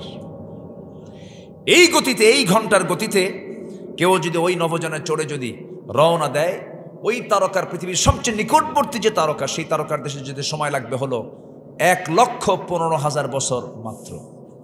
যাবেন কারা কারা? হাত তোলেন। সম্ভব? সম্ভব? আর আল্লাহ বলছেন বান্দা তোকে মাফ করার জন্য আমি দুনিয়ার আকাশে চলে আসি প্রত্যেক রাত্রিতে। কেউ সুবহানাল্লাহ বললেন না তো? তাহলে শেষ রাত্রে আমাদের একটু সেজদা দেওয়ার দরকার আছে কি বলেন তো? স্পেশাল টাইম শেষ রাত। ইমানদারের জন্য 6টা ওয়াক্ত নামাজ। যারা বিশেষ ইমানদার, কয় ওয়াক্ত নামাজ? 6 ওয়াক্ত। 5 ওয়াক্ত নামাজ, আরেকটা হচ্ছে তাহাজ্জুদের সময়, যে সময় আল্লাহ তাআলা কোন আকাশে আসেন? দুনিয়ার আকাশে আসেন। আমরা চাইবো কার কাছে? আল্লাহর কাছে। আমাদের নফস শুদ্ধ হয়ে যাবে, আত্মশুদ্ধিতার পন্থা এগুলো। আমরা কোরআনের সঙ্গে সম্পর্ক বাড়াবো। আল্লাহ কবুল করুন, জোরে বলি আমিন। আপনার এই যে কথাগুলো না, শুধু আপনি শুনছেন না, কিন্তু এই কথাগুলো প্রযুক্তির মধ্য দিয়ে লক্ষ নয় কোটি কোটি মানুষের কাছে এই আলোচনাগুলো সাপ্লাই হয়ে যাচ্ছে, চলে যাচ্ছে। তো একটু থাকেন, আমি কি দোয়া করে দেব? আলোচনা চালাবো? আচ্ছা। নাম্বার 6 হলো সেজদায় বেশি বেশি কাঁদবো আমরা। কিসে কাঁদবো বলেন? কান্নাকাটি করার জায়গা কোথায়? মানুষ মরলে মানুষ কান্দে, আছে না? মেয়েরা বেশি কম কান্দে না বেশি কান্দে? হ্যাঁ, মাতম করে, এটা হারাম। ও বাবা রে, আছে না? আছে না? ঠিক না, এটা হারাম, এটা ঠিক না। আল্লাহ তাআলা নারাজ হয়ে যান, আল্লাহ তাআলা অখুশি হয়ে যান। আমরা সেজদায় কাঁদবো আমরা বেশি করে। আল্লাহ রাব্বুল আলামিন বলেন, ইয়াখিরুনা লিল আযকানি ইয়াবকুন ওয়া ইয়াজিদুহুম খুশুআ।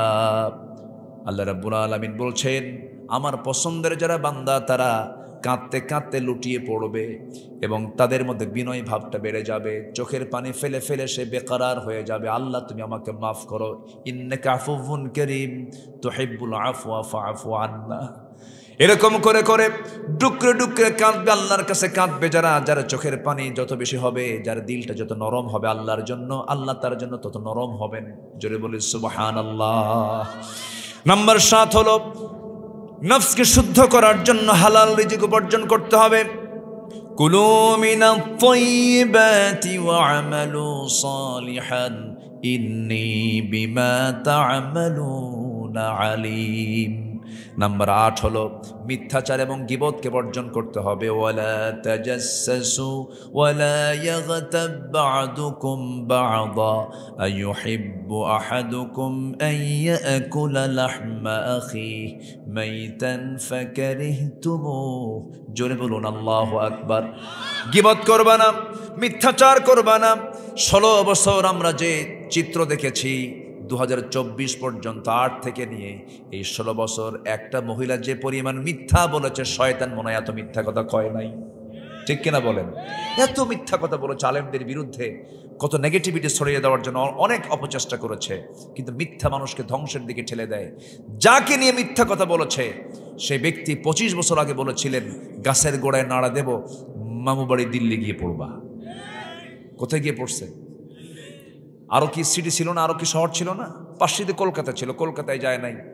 তারপরে কি বলে শ্রীলঙ্কা পড়ে নাই, নেপাল পড়ে নাই, ভুটান পড়ে নাই, আসামের গুয়াহাটি পড়ে নাই, ত্রিপুরার আগরতলা পড়ে নাই, তারপরে কি বলে ওই যে কি বলে রাজস্থান পড়ে নাই, ইউপিতে পড়ে নাই, বোনের বাড়ি লন্ডনে পড়ে নাই, বিয়ে বাড়ি আমেরিকাও পড়ে নাই, সোজা গিয়ে পড়ছে মামু বাড়ি দিল্লি গিয়ে পড়ছে। কেন জানেন? 25 বছর আগে আল্লামা সাইদির মুখ থেকে আল্লাহ পাক এটা বের করে দিয়েছিলেন। আল্লাহ ওলিদের কথাগুলো আল্লাহ পাক বাস্তবে রূপ দিয়ে দেন। যেরকম আলহামদুলিল্লাহ চলে গেছে, আলহামদুলিল্লাহ তো কব আমরা। কম জ্বালান তো জ্বালাই নাই। অত্যাচার কি কম করছে আমাদের উপরে? সবচেয়ে বেশি জুলুমের শিকার হয়েছে আলেম ওলামারা। ঠিক কিনা বলেন? সবচেয়ে বেশি জুলুমের শিকার হয়েছে আলেম ওলামারা। বিশেষ করে আল্লামা সাইদির উপরে যে অত্যাচারটা করা হয়েছে, শতাব্দীর সবচেয়ে শ্রেষ্ঠ মিথ্যাচার এবং সবচাইতে বড় অত্যাচার। কি করা হলো না? একটি সুস্থ মানুষকে ধরে এনে ক্লিনিক্যালি কিলিং করা হলো। দিল্লির প্রেসক্রিপশনে তাকে বিষ প্রয়োগ করে হত্যা করা হয়েছে। বাংলার জমিনে প্রত্যেকটা হত্যার বিচার হতে হবে। হত্যার বিচার চান না আপনারা? আল্লাহ যেন এই দেশে আদালত যেন সুন্দর হয়, আদালত যেন ন্যায় এবং ইনসাফের ভিত্তিতে কায়েম হয়, এমন একটি সুন্দর কল্যাণ রাষ্ট্র আমরা সামনে দেখতে চাই। আমরা অসৎ নেতৃত্ব আর দেখতে চাই না, কোনো চোরদের দেখতে চাই না। যারা দেশের টাকা বাইরে লোপাট করেছেন তারা দেশে ফিরতে হলে টাকা ফেরত দিয়ে এরপরে রাজনীতি করতে হবে। সোজা সাপটা কথা। মিথ্যার সাথে আমাদের কোনো সম্পর্ক রাখা যাবে না। আল্লাহ সত্যের সঙ্গে চলার তৌফিক দান করুন, জোরে বলি আমিন। সত্য জান্নাতে নিয়ে যাবে, মিথ্যা কোথায় নিয়ে যাবে? জাহান্নামে নিয়ে যাবে। অহংকার করব না আমরা। নাম্বার 9, নফসের রোগ হচ্ছে অহংকার। নফসের রোগ কি বলেন? অহংকার। অহংকার যখন আপনার ভিতরে আসবে ভাবতে হবে আপনি নাই, আপনি শেষ হয়ে যাচ্ছেন। অহংকার এবং আত্মগরিমা এগুলোকে এড়িয়ে চলতে হবে। আল্লাহ রাব্বুল আলামিন বলেন, ওয়ালা তুসাইর খাদ্দাকা লিন লিন-নাসি ওয়া লা তামশি ফিল আরদি মারহান ইন্নাল্লাহা লা ইউহিব্বু কুল্লা মুখতালিন ফখুর। জোরে বলুন আল্লাহু আকবার। জমিন অহংকার করে চলো না, মানুষকে এড়িয়ে যেও না, গরিব মানুষ হেয় করো না। তোমার প্রতিবেশী একটু গরিব, তোমার বাড়ি রাস্তার ধারে, তোমার বাড়ির পিছনে হচ্ছে একটা গরিবের ঘর, তোমার প্রতিবেশী, কিন্তু একটু গন্ডগোল লাগলেই তুমি তার রাস্তায় হাঁটার জায়গা নাই, তোমার জায়গায় তুমি খোঁটা মেরেছ, ওকে হাঁটতে দিবা না। এই যে তুমি আন্ডারএস্টিমেট করলা, আল্লাহ বলছেন এই সমস্ত আচরণ করবে যারা, তাদের জন্য জাহান্নাম। এইরকম খোঁটা মারার ইতিহাস তো মনে হয় শিবগঞ্জে নাই, আছে? খোঁটা মারে? হ্যাঁ, হাজী সাহেব খোঁটা মারলেন, আপনার সম্পত্তি বেশি, হাঁটতে দিলেন না। কিন্তু প্রশ্ন করব, বলুন তো, যে খোঁটা মারলেন জমিনটা কার? মাহফিল আল্লাহর, বাড়িতে গিয়ে ওর নিজের। কি ঠিক আছে না? খোঁটা মারলেন, হাঁটতে দিলেন না, ওই বান্দাটা কার? কার বান্দা বলেন? আল্লাহ। এগুলো করা যাবে না। আল্লাহ তুমি বোঝার তৌফিক দিয়ে দাও। হক নষ্ট করা যাবে না, যার যা হক তা বুঝিয়ে দিতে হবে। বোনের সম্পত্তি মেরে খাওয়া ভাই মনে হয় শিবগঞ্জে নাই? আসতে বলে আছে, আছে। বোনের জমির অংশের ধান বিক্রি করে হজে যায়। কোথায় যায় বলেন? হজে যায়, দেয় না। 12 বছর 15 বছর বাপ মরে গেছে, জমি ভাগ করার কোনো হিসাবই নাই। এমন ভাবে টেকনিকে চলে, বোন কেমন চাপে ফেলে, বোন বলার সাহসই পায় না। আছে না এরকম? আছে না? বাপ নাই, মা নাই, একটু বোনের মায়ের বাড়ি যাব, বাপের বাড়ি যাব, ভাইটা আছে, কি ভাষায় কথা বলবো, আবার যাওয়াই বন্ধ হবে, কয়ও না। আবার এমন টেকনিক করে, 2-3 ভরি সোনার একটা চেন নিয়ে আসে, 1 কোটি টাকার সম্পদ, 2-3 লাখ টাকা একটু খরচ করে চেন টেন নিয়ে আসে মক্কা মদিনা থেকে, বলে যে সোনার মদিনা থেকে তোমার জন্য সোনা আনছে আপু, বসো। গলায় লুকায়, গলায় ঢুলে দিয়ে বলে, বোন একটা কথা বলি কি, অংশ নিলে কিন্তু ধ্বংস হয়। দেখছেন কত বড় বাটপার? আছে কিনা বলেন? আছে কিনা? এগুলো করা যাবে না। এগুলো করলে নফস মরে যাবে, নফস ধ্বংস হয়ে যাবে। আল্লাহ তুমি বান্দার হক নষ্ট থেকে আমাদেরকে হেফাজত করো, জোরে বলি আল্লাহুম্মা আমিন। নাম্বার 10, আমরা তাকওয়া অর্জন করব। কি অর্জন করব বলেন তো? তাকওয়া। আমার বেঁচে থাকবো সকল হারাম থেকে। তাকওয়া মানে হলো বেঁচে থাকা, সকল হারামকে মাইনাস করে ফেলবো। ওয়াহলালতুল হালাল ওয়া হারামতুল হারাম ওয়া লাম আযিদ আলা যালিকা শাইআন। জান্নাতে যাওয়ার সূত্র হচ্ছে হারামকে বর্জন করব, হালালকে ধরবো, জান্নাত পেয়ে যাব। আল্লাহ বোঝার তৌফিক দান করুন, জোরে বলি আমিন। তাকওয়া মানে কি দেখেন, আমি বলি একটু, জাস্ট একটা উদাহরণ দিচ্ছি। সাইয়েদনা ওমর ফারুকের নাম শুনছেন তো? ওমর ফারুকের জন্য কয় নাম্বার খলিফা? ভালো করে কন না ভাই, কয় নাম্বার? আচ্ছা, এই লোকগুলো যাচ্ছে কেন, যে 2-1 জন করে চলে যাচ্ছে? দোয়া করে দেই, দোয়া করে দেই। এই যাচ্ছেন কেন? একটু বসেন না, বলে চলে যাচ্ছেন কেন? একটু বসেন। আলুর সময় আর ধান কাটার সময় না, এটার একটা ইফেক্ট মাহফিলে পড়েছে। যারা আসছেন অনেক কষ্ট করে বসে আছেন, গ্রামের মানুষ, পরিশ্রমী মানুষ, ক্লান্ত দেহ। আমি খুব বেশি সময় নেব না, আমি আস্তে আস্তে শেষের দিকে আস্তে আস্তে যাচ্ছি। তো ওমর ফারুকের নাম সবাই শুনছেন না? কয় নম্বর খলিফা বলেন তো? আচ্ছা, 4টা খলিফা আমাদের। কয়টা খলিফা বলেন? 4 জন খলিফা। তারা কি দেশ চালান নাই? আজ থেকে তারা কি দেশ চালান নাই? আচ্ছা, সুলাইমান নবীর নাম শুনছেন কিনা? তিনি কি শুধু অঞ্চলের রাষ্ট্রপতি ছিলেন, না গোটা দুনিয়া শাসন করেছেন? তিনি নবীরা দুনিয়া শাসন করেছেন। আমার নবীজি 12 লক্ষ বর্গ মাইলের রাষ্ট্রপ্রধান ছিলেন। 4 খলিফা অর্ধ দুনিয়া শাসন করেছেন। ইউসুফ আলাইহিস সালাম খাদ্যমন্ত্রীর দায়িত্ব পালন করেছেন। কিন্তু আজকে ইসলাম রাষ্ট্রীয় পর্যায়ে পৌঁছুক, যেটা যারা চান না, এটা হচ্ছে মুনাফিকের চিন্তা ছাড়া এমন চিন্তা কেউ লালন করতে পারে না। ওমর ফারুক রাদিয়াল্লাহু তাআলা ছিলেন 2 নম্বর খলিফা। তাকওয়া কাকে বলে দেখেন, উনি রাষ্ট্রের পক্ষ থেকে 1 বোতল মধু পেয়েছেন। 1 বোতল কি পাইছেন? মধু। তো বোতল বাড়িতে এনে বললেন, গিন্নিকে ডাক দিয়ে বলছেন, বউ আমার, বোতলটা তোমাকে দিলাম, 5টা ভাগ করো, প্রতিবেশী 4 জন, আমরা 1 জন, এই 4টা 5টা ভাগ করে সবাইকে সমান সমান করে দিয়ে দিতে হবে। আচ্ছা দেন। হাতে নিয়েছেন স্ত্রী, হ্যান্ড ওভার করেছেন, পরক্ষণই বলছেন, সরি, আমাকে মধুর বোতলটা আমার হাতে তুলে দাও, আমি তোমাকে ভাগ করতে দেব না। আচ্ছা বলেন তো, এই আচরণ যদি আমার আপনার বউয়ের সঙ্গে আমরা কেউ করি, কি হতে পারে?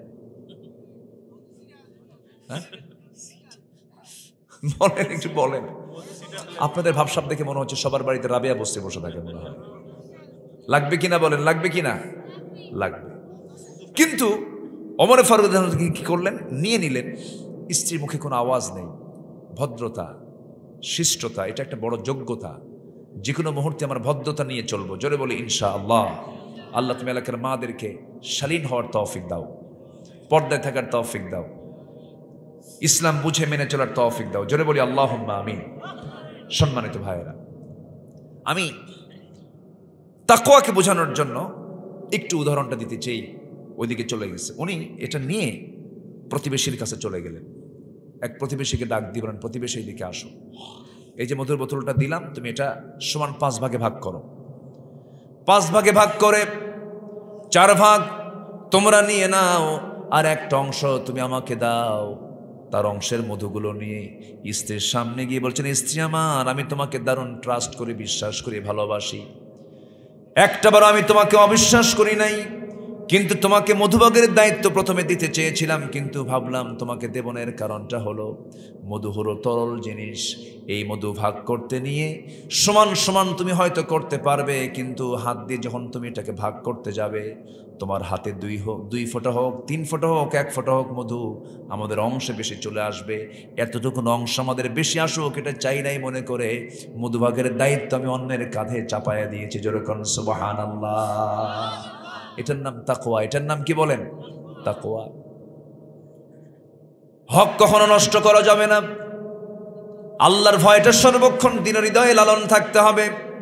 ওমরে ফারুকের ইতিহাসগুলো এত সমৃদ্ধ ইতিহাস, ওমরে ফারুকের জীবনগুলো এত সমৃদ্ধ জীবন, তার অনুসরণীয় জীবনগুলো অনেক লম্বা লম্বা কথা। আমার বন্ধু ওমরে ফারুক একদিন ঘোড়া কিনতে গেছেন। কি কিনতে গেছেন বলেন? ঘোড়া কিনতে গেছেন। ঘোড়া কিনতে গিয়ে দামাদামি করে ঘোড়াও কিনেছেন, টাকাও দিয়ে ফেলেছেন, ঘোড়ায় চড়েছেন। কয়েক মাইল যেতে না যেতেই ঘোড়ার 4টা পকেজো হয়ে ঘোড়া বসে গেছে। রেগে গেছেন ওমরে ফারুক, গিয়ে বলছেন, ঘোড়াওয়ালা কি ঘোড়া দিলা? ঘোড়া তো বসে গেছে, 4 পকেজো, টাকা দাও, ঘোড়া নেব না। ঘোড়া বিক্রেতা বলছে, আমিরুল মুমিনিন, আল্লাহর কসম করে বলছে, আমি আপনাকে সুস্থ ঘোড়া দিয়েছি, আপনার মালিকানায় যাওয়ার পর ঘোড়া অসুস্থ হয়ে পড়েছে। উনি বলছেন, না আমি নেব না, টাকা দাও। কি ঠিক আছে, আপনিও ঠিক আমিও ঠিক, চলেন আদালতে এটার বিচার হবে। একজন সামান্য ঘোড়া বিক্রেতা আদালত দেখায় দিচ্ছে। ওমরে ফারুক মুস্কি হাসি মেরে বলছে, চলো আদালতে যাই। সুবহানাল্লাহ বলবেন না? আইন সবার জন্য, বলেন আইন সবার জন্য সমান। আদালতে চলে গেছেন। আদালতের বিচারপতি কাজী সুরাই আল হারিস আল কিন্দি রাহমাতুল্লাহ আলাইহি তিনি চেয়ারে বসা আছেন। ওমরে ফারুককে দেখে লাফ মেরে দাঁড়ায় গেছেন। দাঁড়ায় গিয়ে বলছেন, আমিরুল মুমিনিন, আপনি এই জায়গায় কেন, কি হয়েছে আপনার? তিনি বলছেন, তুমি তোমার চেয়ারে থাকো, আইন সবার জন্য সমান। এই ঘোড়া বিক্রেতা আমার নামে মামলা দিয়েছে, তুমি শোনো, দেখো তো কি রায় চলে আসে। সম্পূর্ণ দুজনের কথাগুলো শুনলেন বিচারপতি। কাজী শুনলেন। সব কথা শোনার পরে এবার কাজী বিচারের রায় দিতে নিয়ে বলছেন, আমিরুল মুমিনিন, আপনি আমারও আমির, আপনি আমারও খলিফা, ওরও খলিফা, আমি আপনাকে সম্মান করি, আমি আপনাকে মর্যাদা দেই, কিন্তু আজকের বিচারের রায় আপনার বিরুদ্ধে চলে যাবে। আমি আপনার পক্ষে রায় দিতে পারলাম না, কারণ ইয়াদিলু হুয়া আকরাবু লিত্তাকওয়া, সঠিক ইতিদাল করতে হবে, এটাই হচ্ছে তাকওয়া। আমি আপনার পক্ষে রায় দেবো কেমনে? কারণ আপনি আমার সামনে কথা বলছেন, আমি আপনার সঙ্গে কথা বলছি, দুজন কথা বলে বাড়িতে নিরাপদে সুস্থ অবস্থায় ফিরতে পারবো, তার কোনো গ্যারান্টি আছে নাকি না? তার কোনো গ্যারান্টি নাই। এখন আপনি ঘোড়া কিনেছেন, সুস্থ ঘোড়া আপনাকে বুঝে দিয়েছে, টাকা দিয়েছেন, লেনদেন ক্লিয়ার হয়ে গেছে। আপনার মালিকের আসার পরে ঘোড়া মরে গেল না অসুস্থ হলো, এটা বিক্রেতা কখনো দেখবে না। অতএব এই অকেজ ঘোড়াটা নিয়ে আপনাকে বাড়িতে যেতে হবে। ওমরে ফারুক মুস্কি হাসি মেরে একটা কথাও বললেন না, বাড়িতে ফিরে গেলেন। পরের দিন সমস্ত মজলিসের সদস্যদেরকে ডাক দিয়ে বললেন, গতকালকে একজন বিচারপতি পাইছি, খুব সাহসী বিচারপতি, আমার বিরুদ্ধে রায় দেয়, কোনো কথা নাই, তাকে ওই আঞ্চলিক বিচারপতি না বানায় তাকে চিফ জাস্টিস, প্রধান বিচারপতি বানায় দাও। আল্লাহু আকবার বলেন। ইয়াদিলু হুয়া আকরাবু লিত্তাকওয়া। এজন্য আমরা প্রত্যেকটা জায়গায় আমরা তাকওয়া অর্জন করার চেষ্টা করব। আল্লাহ রাব্বুল আলামিন সেই তৌফিক সবাইকে দান করুন। জোরে বলি আল্লাহুম্মা আমিন। অনেক রাত হয়েছে, ঠান্ডার রাত, অনেক মা বোন আসছেন মাহফিল। আল্লাহ তুমি সবার অংশগ্রহণকে নাজাতের কারণ বানিয়ে দাও। জোরে বলি আল্লাহুম্মা আমিন। আমার ভাইজান বসে আছেন, অনেকেই বসে আছেন, আলহামদুলিল্লাহ মাহফিলটা অনেক সুন্দর হয়েছে। আল্লাহ মাহফিলকে কবুল করো। জোরে বলি আল্লাহুম্মা আমিন। মকসুদ আল আজমি, মাশাআল্লাহ, চেনেন তো সবাই? আমার খুবই ক্লোজ, কিন্তু আমার খুবই কাছে, আমি ওকে খুব ভালোবাসি, ও আমাকে একটু কম ভালোবাসে, আলহামদুলিল্লাহ। আর এখানে আমি তো জানতাম না, কই পোস্টারটা কই? মানে ইলেকশন করবে না? মাশাআল্লাহ, আলহামদুলিল্লাহ। আল্লাহ সবার নেক মাকসুদকে তুমি আল্লাহ কবুল করো। জোরে বলি আল্লাহুম্মা আমিন। মাকসুদের মাকসুদ পূরণ হোক নাকি? যদি ভালো হয়, যদি ভালো হয় আল্লাহর কাছে এটাই আমরা বলবো ইনশাআল্লাহ। এখানে আরেকজন পদপ্রার্থী আছেন, সবুজ ভাই না? মাশাআল্লাহ, আমরা সবুজ ভাইয়ের জন্য দোয়া করি। ওইদিকে মাকসুদ আল মাসুদ আল আজমি, আলহামদুলিল্লাহ, সে ঢাকার একটা মসজিদে জুমার খুতবা দেয় এবং গোটা দেশব্যাপী বিভিন্ন জায়গায় উনি কথা বলেন। দোয়া করবেন না তার জন্য? আপনার এলাকার তো সন্তান, দিল থেকে দোয়া করবেন আল্লাহ যেন ভালো কিছু দেন আমাদেরকে। জোরে বলি আল্লাহুম্মা আমিন। যেটা ভালো সেটাই যেন আল্লাহ পাক আমাদেরকে দেন, আল্লাহ কবুল করুন। জোরে বলি আল্লাহুম্মা আমিন। তো আমি আর কথা না বাড়ায় আমরা দোয়ার দিকে আস্তে আস্তে চলে যাব। আমরা চাইবো কার কাছে বলেন তো? আল্লাহর কাছে। সবাই নামাজের মতো করে একটু বসি, নামাজের মতো করে বসে আমরা আল্লাহর কাছে চাবো ইনশাআল্লাহ। আল্লাহ আমার রব, এই রবি আমার সব, দমে দমে তনু মনে তারি অনুভব। আল্লাহ আমার রব, এই রবি আমার সব, তোমার মদদ পেলে আমি আর না কিছু চাই, তোমার প্রেমের অনল আমি কি দিয়ে নে ভাই। যার হয়েছ তুমি তার নেই যে পরাভব, নেই যে পরাভব। আল্লাহ আমার রব, এই রবি আমার সব, দমে দমে তনু মনে তারি অনুভব। আল্লাহ আমার রব, এই রবি আমার সব। কেউ তো মারহাবা বললেন না, কিছুই বললেন না।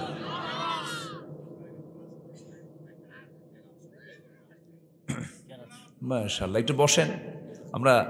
আমার কণ্ঠের অবস্থা মাঝখানে 24শে নভেম্বর থেকে 29শে নভেম্বর পর্যন্ত এই 6 দিন আমি মঞ্চে উঠে শুধু 10 মিনিট বসে থাকছি, কথাই বলতে পারিনি। কণ্ঠ বসা ছিল একদম, ভোকাল অফ, বুকে কফ। ডাক্তার বলে ঘুমান, আর কমিটি কয় ওয়াজ করে। মাঝখান দিয়ে বললাম আল্লাহ তুমি যা করো, যাবো মাহফিলে আসছি। ওই কথা বলতে পারিনি, বুঝেছে কমিটি তো বুঝে। এর আগেও বহুদিন আগে একবার শিবগঞ্জের কোন একটা মাহফিলে কথা বলতে পারিনি, হ্যাঁ মোড়াইল না কোথায় যেন, কথা বলতেই পারিনি, হয়নি কথা বলতেই পারিনি। হয় কণ্ঠ বসে যায় না, বুকে কফ থাকলে কি কণ্ঠ বসে না? এরকম আপনার সবার জীবনে এরকম হয় না? আমি তো মানুষ, আমারও হতে পারে, আপনারও হতে পারে। আল্লাহ যেন আমাদের দ্বীনের কথা বলার জন্য যে ফিটনেস, আল্লাহ যেন সে ফিটনেস যেন আল্লাহ পাক আমাদেরকে রেখে দেন। যদি বলি আল্লাহুম্মা আমিন। যাই হোক, যতটুকু হয়েছে, আমি আজকে একটু আমার বডিটা এখনো ফেভারে নেই, প্রতিদিন অ্যান্টিবায়োটিক এখনো চলছে। যতটুকু হয়েছে আমরা একটু বলে ফেলি আজকের মতো আলহামদুলিল্লাহ। জোরে বলি আলহামদুলিল্লাহ। সবাই বলে সুবহানাকা আল্লাহুম্মা ওয়া বিহামদিকা আশহাদু আল্লা ইলাহা ইল্লা আনতা আস্তাগফিরুকা ওয়া আতুবু ইলাইকা। জি জি, একটা প্রসঙ্গ, একদম জীবন মৃত্যুর সন্ধিক্ষণে এখন আছেন এদেশের সফল একজন সাবেক প্রাইম মিনিস্টার, যদিও মহিলা মানুষ, বেচারি যে যেটাই বলুক, সারা জীবন কিন্তু তার ত্যাগ ছাড়া আমি কিছু দেখি না। অল্প বয়সে স্বামী হারিয়েছেন, আবার সন্তানটাও হারাইছেন। জেল খাটতে খাটতে তার জীবনটাই চলে গেল, যুদ্ধ করতে করতে সব কিছু চলল। এখন এই দেশের সংকটকালে, দেশের তো একজন সাবেক বড় একজন দায়িত্বশীল ছিলেন তিনি, তার থাকারও দরকার আছে। সার্বিক মিলে অ্যাজ এ মুসলিম হিসেবে আরেকজন মুসলমানের জন্য দোয়া করার দরকার আছে না নাই বলেন তো? আচ্ছা, দোয়া চেয়েছেন আমরা সেই সাবেক প্রধানমন্ত্রীর জন্য, আমরা দোয়া করি আল্লাহ তুমি তাকে সিহাতে কুল্লিয়া দান করো, সুস্থতা নিয়ে আমাদের মাঝে ফিরে আসার তৌফিক দিয়ে দাও। সম্মানিত ভাইয়ের, আসুন আমরা আল্লাহর কাছে চাবো, আল্লাহর কাছে প্রার্থনা করব, দিল থেকে চাবো। আমরা চাইবো কার কাছে? আল্লাহর কাছে। মাকসুদ তুমি দোয়া করে দাও, তোমার দাড়ি আমার চেয়ে বেশি, দোয়া করে দাও তুমি। মাশাআল্লাহ, খুব মজা করে কথা বলি ওর সাথে, খুব মিশুক তো, এমনিও খুব ভালো আলহামদুলিল্লাহ। আওয়াজ শোনেন না আপনারা? ওর আওয়াজ শোনেন নাই? মাশাআল্লাহ, আলহামদুলিল্লাহ। জি বাবু, ওর নাম বাবু এখনো আছে, এখন তো ওকে আর বাবু আছে, তো বড় হয়ে গেছে। আমার দেশে বহু লোকের নাম আছে খোকা, বয়স 80 বছর। নাম বাদশা মিয়া, ভিক্ষা করে। আসেন এরকম আসেন, তোর নামের সঙ্গে একটু সার্থকতা। বাবুবাদ শুধু মাহমুদুল হাসান না, এটাই সুন্দর মানাবে। আলহামদুলিল্লাহ। আল্লাহ, আমরা দোয়ার দিকে যাব। রাগ করলো না তো তুমি? আবার একটু মজা করে বললাম। জি, আমরা দোয়ার দিকে যাই। আর ইউটিউবার যারা আসছেন অনেক কষ্ট করে এই ঠান্ডার মধ্যে আসছেন, কমিটি তো খাওয়াই নাই, তাদের খাওয়াইছে? মাশাআল্লাহ, আলহামদুলিল্লাহ। যাক, খাইছেন? জি, আপনারা খাইছেন, আলহামদুলিল্লাহ। তো ওই যে আপনাদের যখন থাম্বনেইল অথবা যখন কোনো আপলোড যখন দিবেন, তখন একটু চিন্তা ভাবনা করে সুন্দর করে আপলোডগুলো দিবেন। নায়িকার পাশে হুজুরের ছবি দেওয়ার দরকার নেই, বুঝলেন? এরকম কিছু থাকে। তো আমি আবার এরকম নায়িকা টাইকের নাম মুখে নেই না। কিছু কিছু আবার আছে খালি শুধু নায়িকা নিয়েই ব্যস্ত থাকে, এরকম থাকে না কিছু? হ্যাঁ, জি। হ্যাঁ হ্যাঁ,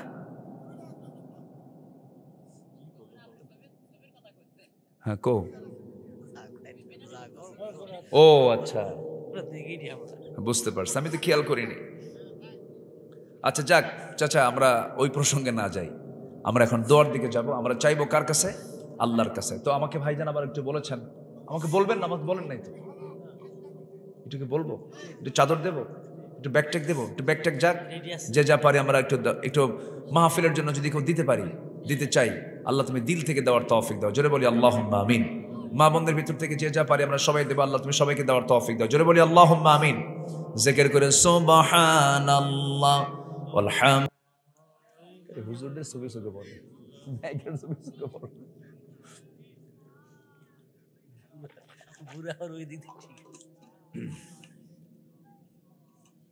মানে আমাদের দুঃখ যে এখনো এই জাতীয় প্রশ্নের জবাব দিতে হয়, তাই না? এটা সহজ বিষয়। জি, আমরা যে ব্যাগ যাচ্ছে আমরা সবাই দিল থেকে দেওয়ার চেষ্টা করবো ইনশাআল্লাহ। আল্লাহ তুমি সবাইকে দেওয়ার তৌফিক দাও। জোরে বলি আল্লাহুম্মা আমিন। আমাকে বলবেন, আমি তো জানতাম না, মনে হয় এটা আপনারা করেন না। যে আসুন আমরা দিল থেকে দেবো ইনশাআল্লাহ। আমার মা বোনরা আসছে না মাহফিলে? হ্যাঁ, মা বোন যারা আসছেন, দিল থেকে আমরা সবাই দেওয়ার চেষ্টা দিয়ে আমরা আল্লাহর কাছে চাবো, আল্লাহ যেন আমাদের গুনাহগুলোকে মাফ করে দেন। জোরে বলি আল্লাহুম্মা আমিন। জি, সবাই নামাজের মতো করে বসি, নামাজের মতো করে একটু বিনয়ী হয়ে আমরা আল্লাহর কাছে চাবো, আল্লাহ যেন আমাদের গুনাহগুলোকে মাফ করে দেন। জিকির করেন সুবহানাল্লাহ আলহামদুলিল্লাহ লা ইলাহা ইল্লাল্লাহ লা ইলাহা সুবহানাল্লাহ আলহামদুলিল্লাহ।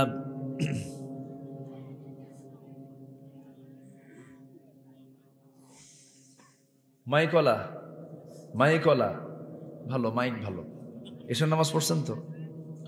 এশার নামাজ পড়ছেন? পড়ে নাই। সবচেয়ে বেশি ওয়াজ শুনে কারা বলেন তো? নামাজ পড়ে নাই। তাহলে মাইক কি ভালো বলা যাবে বলেন তো? মাইক কি ভালো বলা যাবে? মাইক ভালো না। এই মাইক ভালো না বললাম, নামাজ পড়েন না, এই জন্য নামাজ পড়বেন না ইনশাআল্লাহ। বলেন ফজর নামাজ ইনশাআল্লাহ, মাইক ভালো।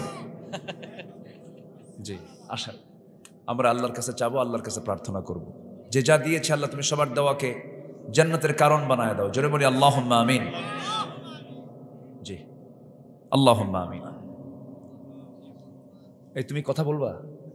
হ্যাঁ, আল্লাহুম্মা আমিন। রব্বানা যালামনা আনফুসানা ওয়া ইল্লাম তাগফির লানা ওয়া তারহামনা লানাকুনান্না মিনাল খাসিরিন। গভীর রাত, নিঝুম রাত, শিশির ভেজানো রাত্রিতে হাজারো মুসলমান নরনারী নিয়ে তোমার কালামের 2-3টা আয়াতকে সামনে রেখে আত্মশুদ্ধিতার 10টা পন্থা, এই বিষয়ে কিছু কথা বলার চেষ্টা করেছি। 2টা হাত ভিক্ষুকের মতো পেতে আছে। আল্লাহ, গুনার দিকে নজর দিও না, বান্দা মনে করে তামাম জিন্দেগির গুনাহগুলো মাফ করে দাও। জনম দুঃখিনী মা, জনম দুঃখী বাপ জান যারা দুনিয়া থেকে বিদায় নিয়েছেন, জিন্দেগির গুনাহগুলো মাফ করো, কবরগুলোকে জান্নাতের টুকরা বানায়া দাও। আব্বা আম্মার জন্য কি দোয়া তাও শিখিয়ে দিয়েছো। রব্বিরহামহুমা কামা রব্বায়ানি সাগীরা। আয় আল্লাহ তাআলা, বিশেষ করে মাহফিলটার আয়োজন যারা করলেন, শোনার জন্য যারা আসলেন, বিনিময়ে কিয়ামতের কঠিন ময়দান যেদিন কেউ কাউকে চিনবে না, সেই কঠিন মুসিবতের দিন এই মাহফিল সবার জন্য নাজাতের মাধ্যম বানায় দিও আল্লাহ। ও আল্লাহ, তোমার বান্দাগুলো কিনে এমন সময় হাত তুলেছে যে সময় দোয়া কবুলের সময় যার যা প্রার্থনা তুমি না দয়া করে কবুল আর মঞ্জুর করে নাও। তোমার বান্দাগুলো কিনে হাত তুলেছি, মেহেরবানি করে ফিলিস্তিনকে তুমি আল্লাহ মুসলমানদের হাতে পূর্ণভাবে তুলে দাও। বাইতুল আকসাকে তুমি আল্লাহ মুসলমানদের হাতে তুলে দাও। কাশ্মীরকে মুসলমানদের হাতে তুলে দাও। 180 কোটি মুসলমানের দুনিয়ায় তুমি একটা অমর তুমি আল্লাহ পাঠায়া দাও। সকল ষড়যন্ত্র থেকে বাংলার জমিনকে তুমি আল্লাহ হেফাজত করো। আল্লাহ গো, তোমার জমিনে তোমার কোরআনের রাজ কায়েম হয়েছে এমন দৃশ্য দেখার তৌফিক দিয়া দাও। বাংলার জমিনকে কোরআনের জন্য কবুল আর মঞ্জুর করে নাও। আল্লাহ, কোন দিন দুনিয়া থেকে বিদায় নেব জানি না, ডান হাতে আমলনামা না আসা পর্যন্ত মরণ দিও না আল্লাহ। যেদিন মরে যাব রে, টান মেরে ঘর থেকে বের করে দেবে, জীবনের শেষ গোসলটা হয়ে যাবে, মরামক সব দেখে দেখে চলে যাবে, কবর রেখে আসবে, ফেলে রেখে আসবে, কবরে থুয়ে আসবে, কেউ আর খোঁজ খবর নেবে না। 24 ঘন্টা যাবে না, মাথার চুলগুলো খসে খসে পড়বে। 3 দিন যাবে না, চামড়াগুলো গলে গলে পোকার পেটের খাবার হয়ে যাবে। মাত্র 7টা দিন পেটের নারী ভরে সব চোখ মুখ কান নাক দিয়ে বের হওয়া শুরু হয়ে যাবে, কিম্ভূত কি মাকার চেহারা হয়ে যাবে। মাত্র 3টা মাস চলে গেলে কবর খনন করে যদি দেখা হয় কয়েকটা হাড় ছাড়া কিচ্ছু খুঁজে পাওয়া যাবে না। এই যে যত্ন করা দেহ সব মাটি খেয়ে ফেলবে, পোকামাকড় খেয়ে ফেলবে। শেষ পর্যন্ত তুমি বন্ধু, তুমি আল্লাহ ছাড়া আমার আর কেউ নাই রে আল্লাহ। মেহেরবানি করে সে অন্তিম সময় যখন চলে আসবে, জবানে জারি করে দিও লা ইলাহা ইল্লাল্লাহু মুহাম্মাদুর রাসূলুল্লাহ।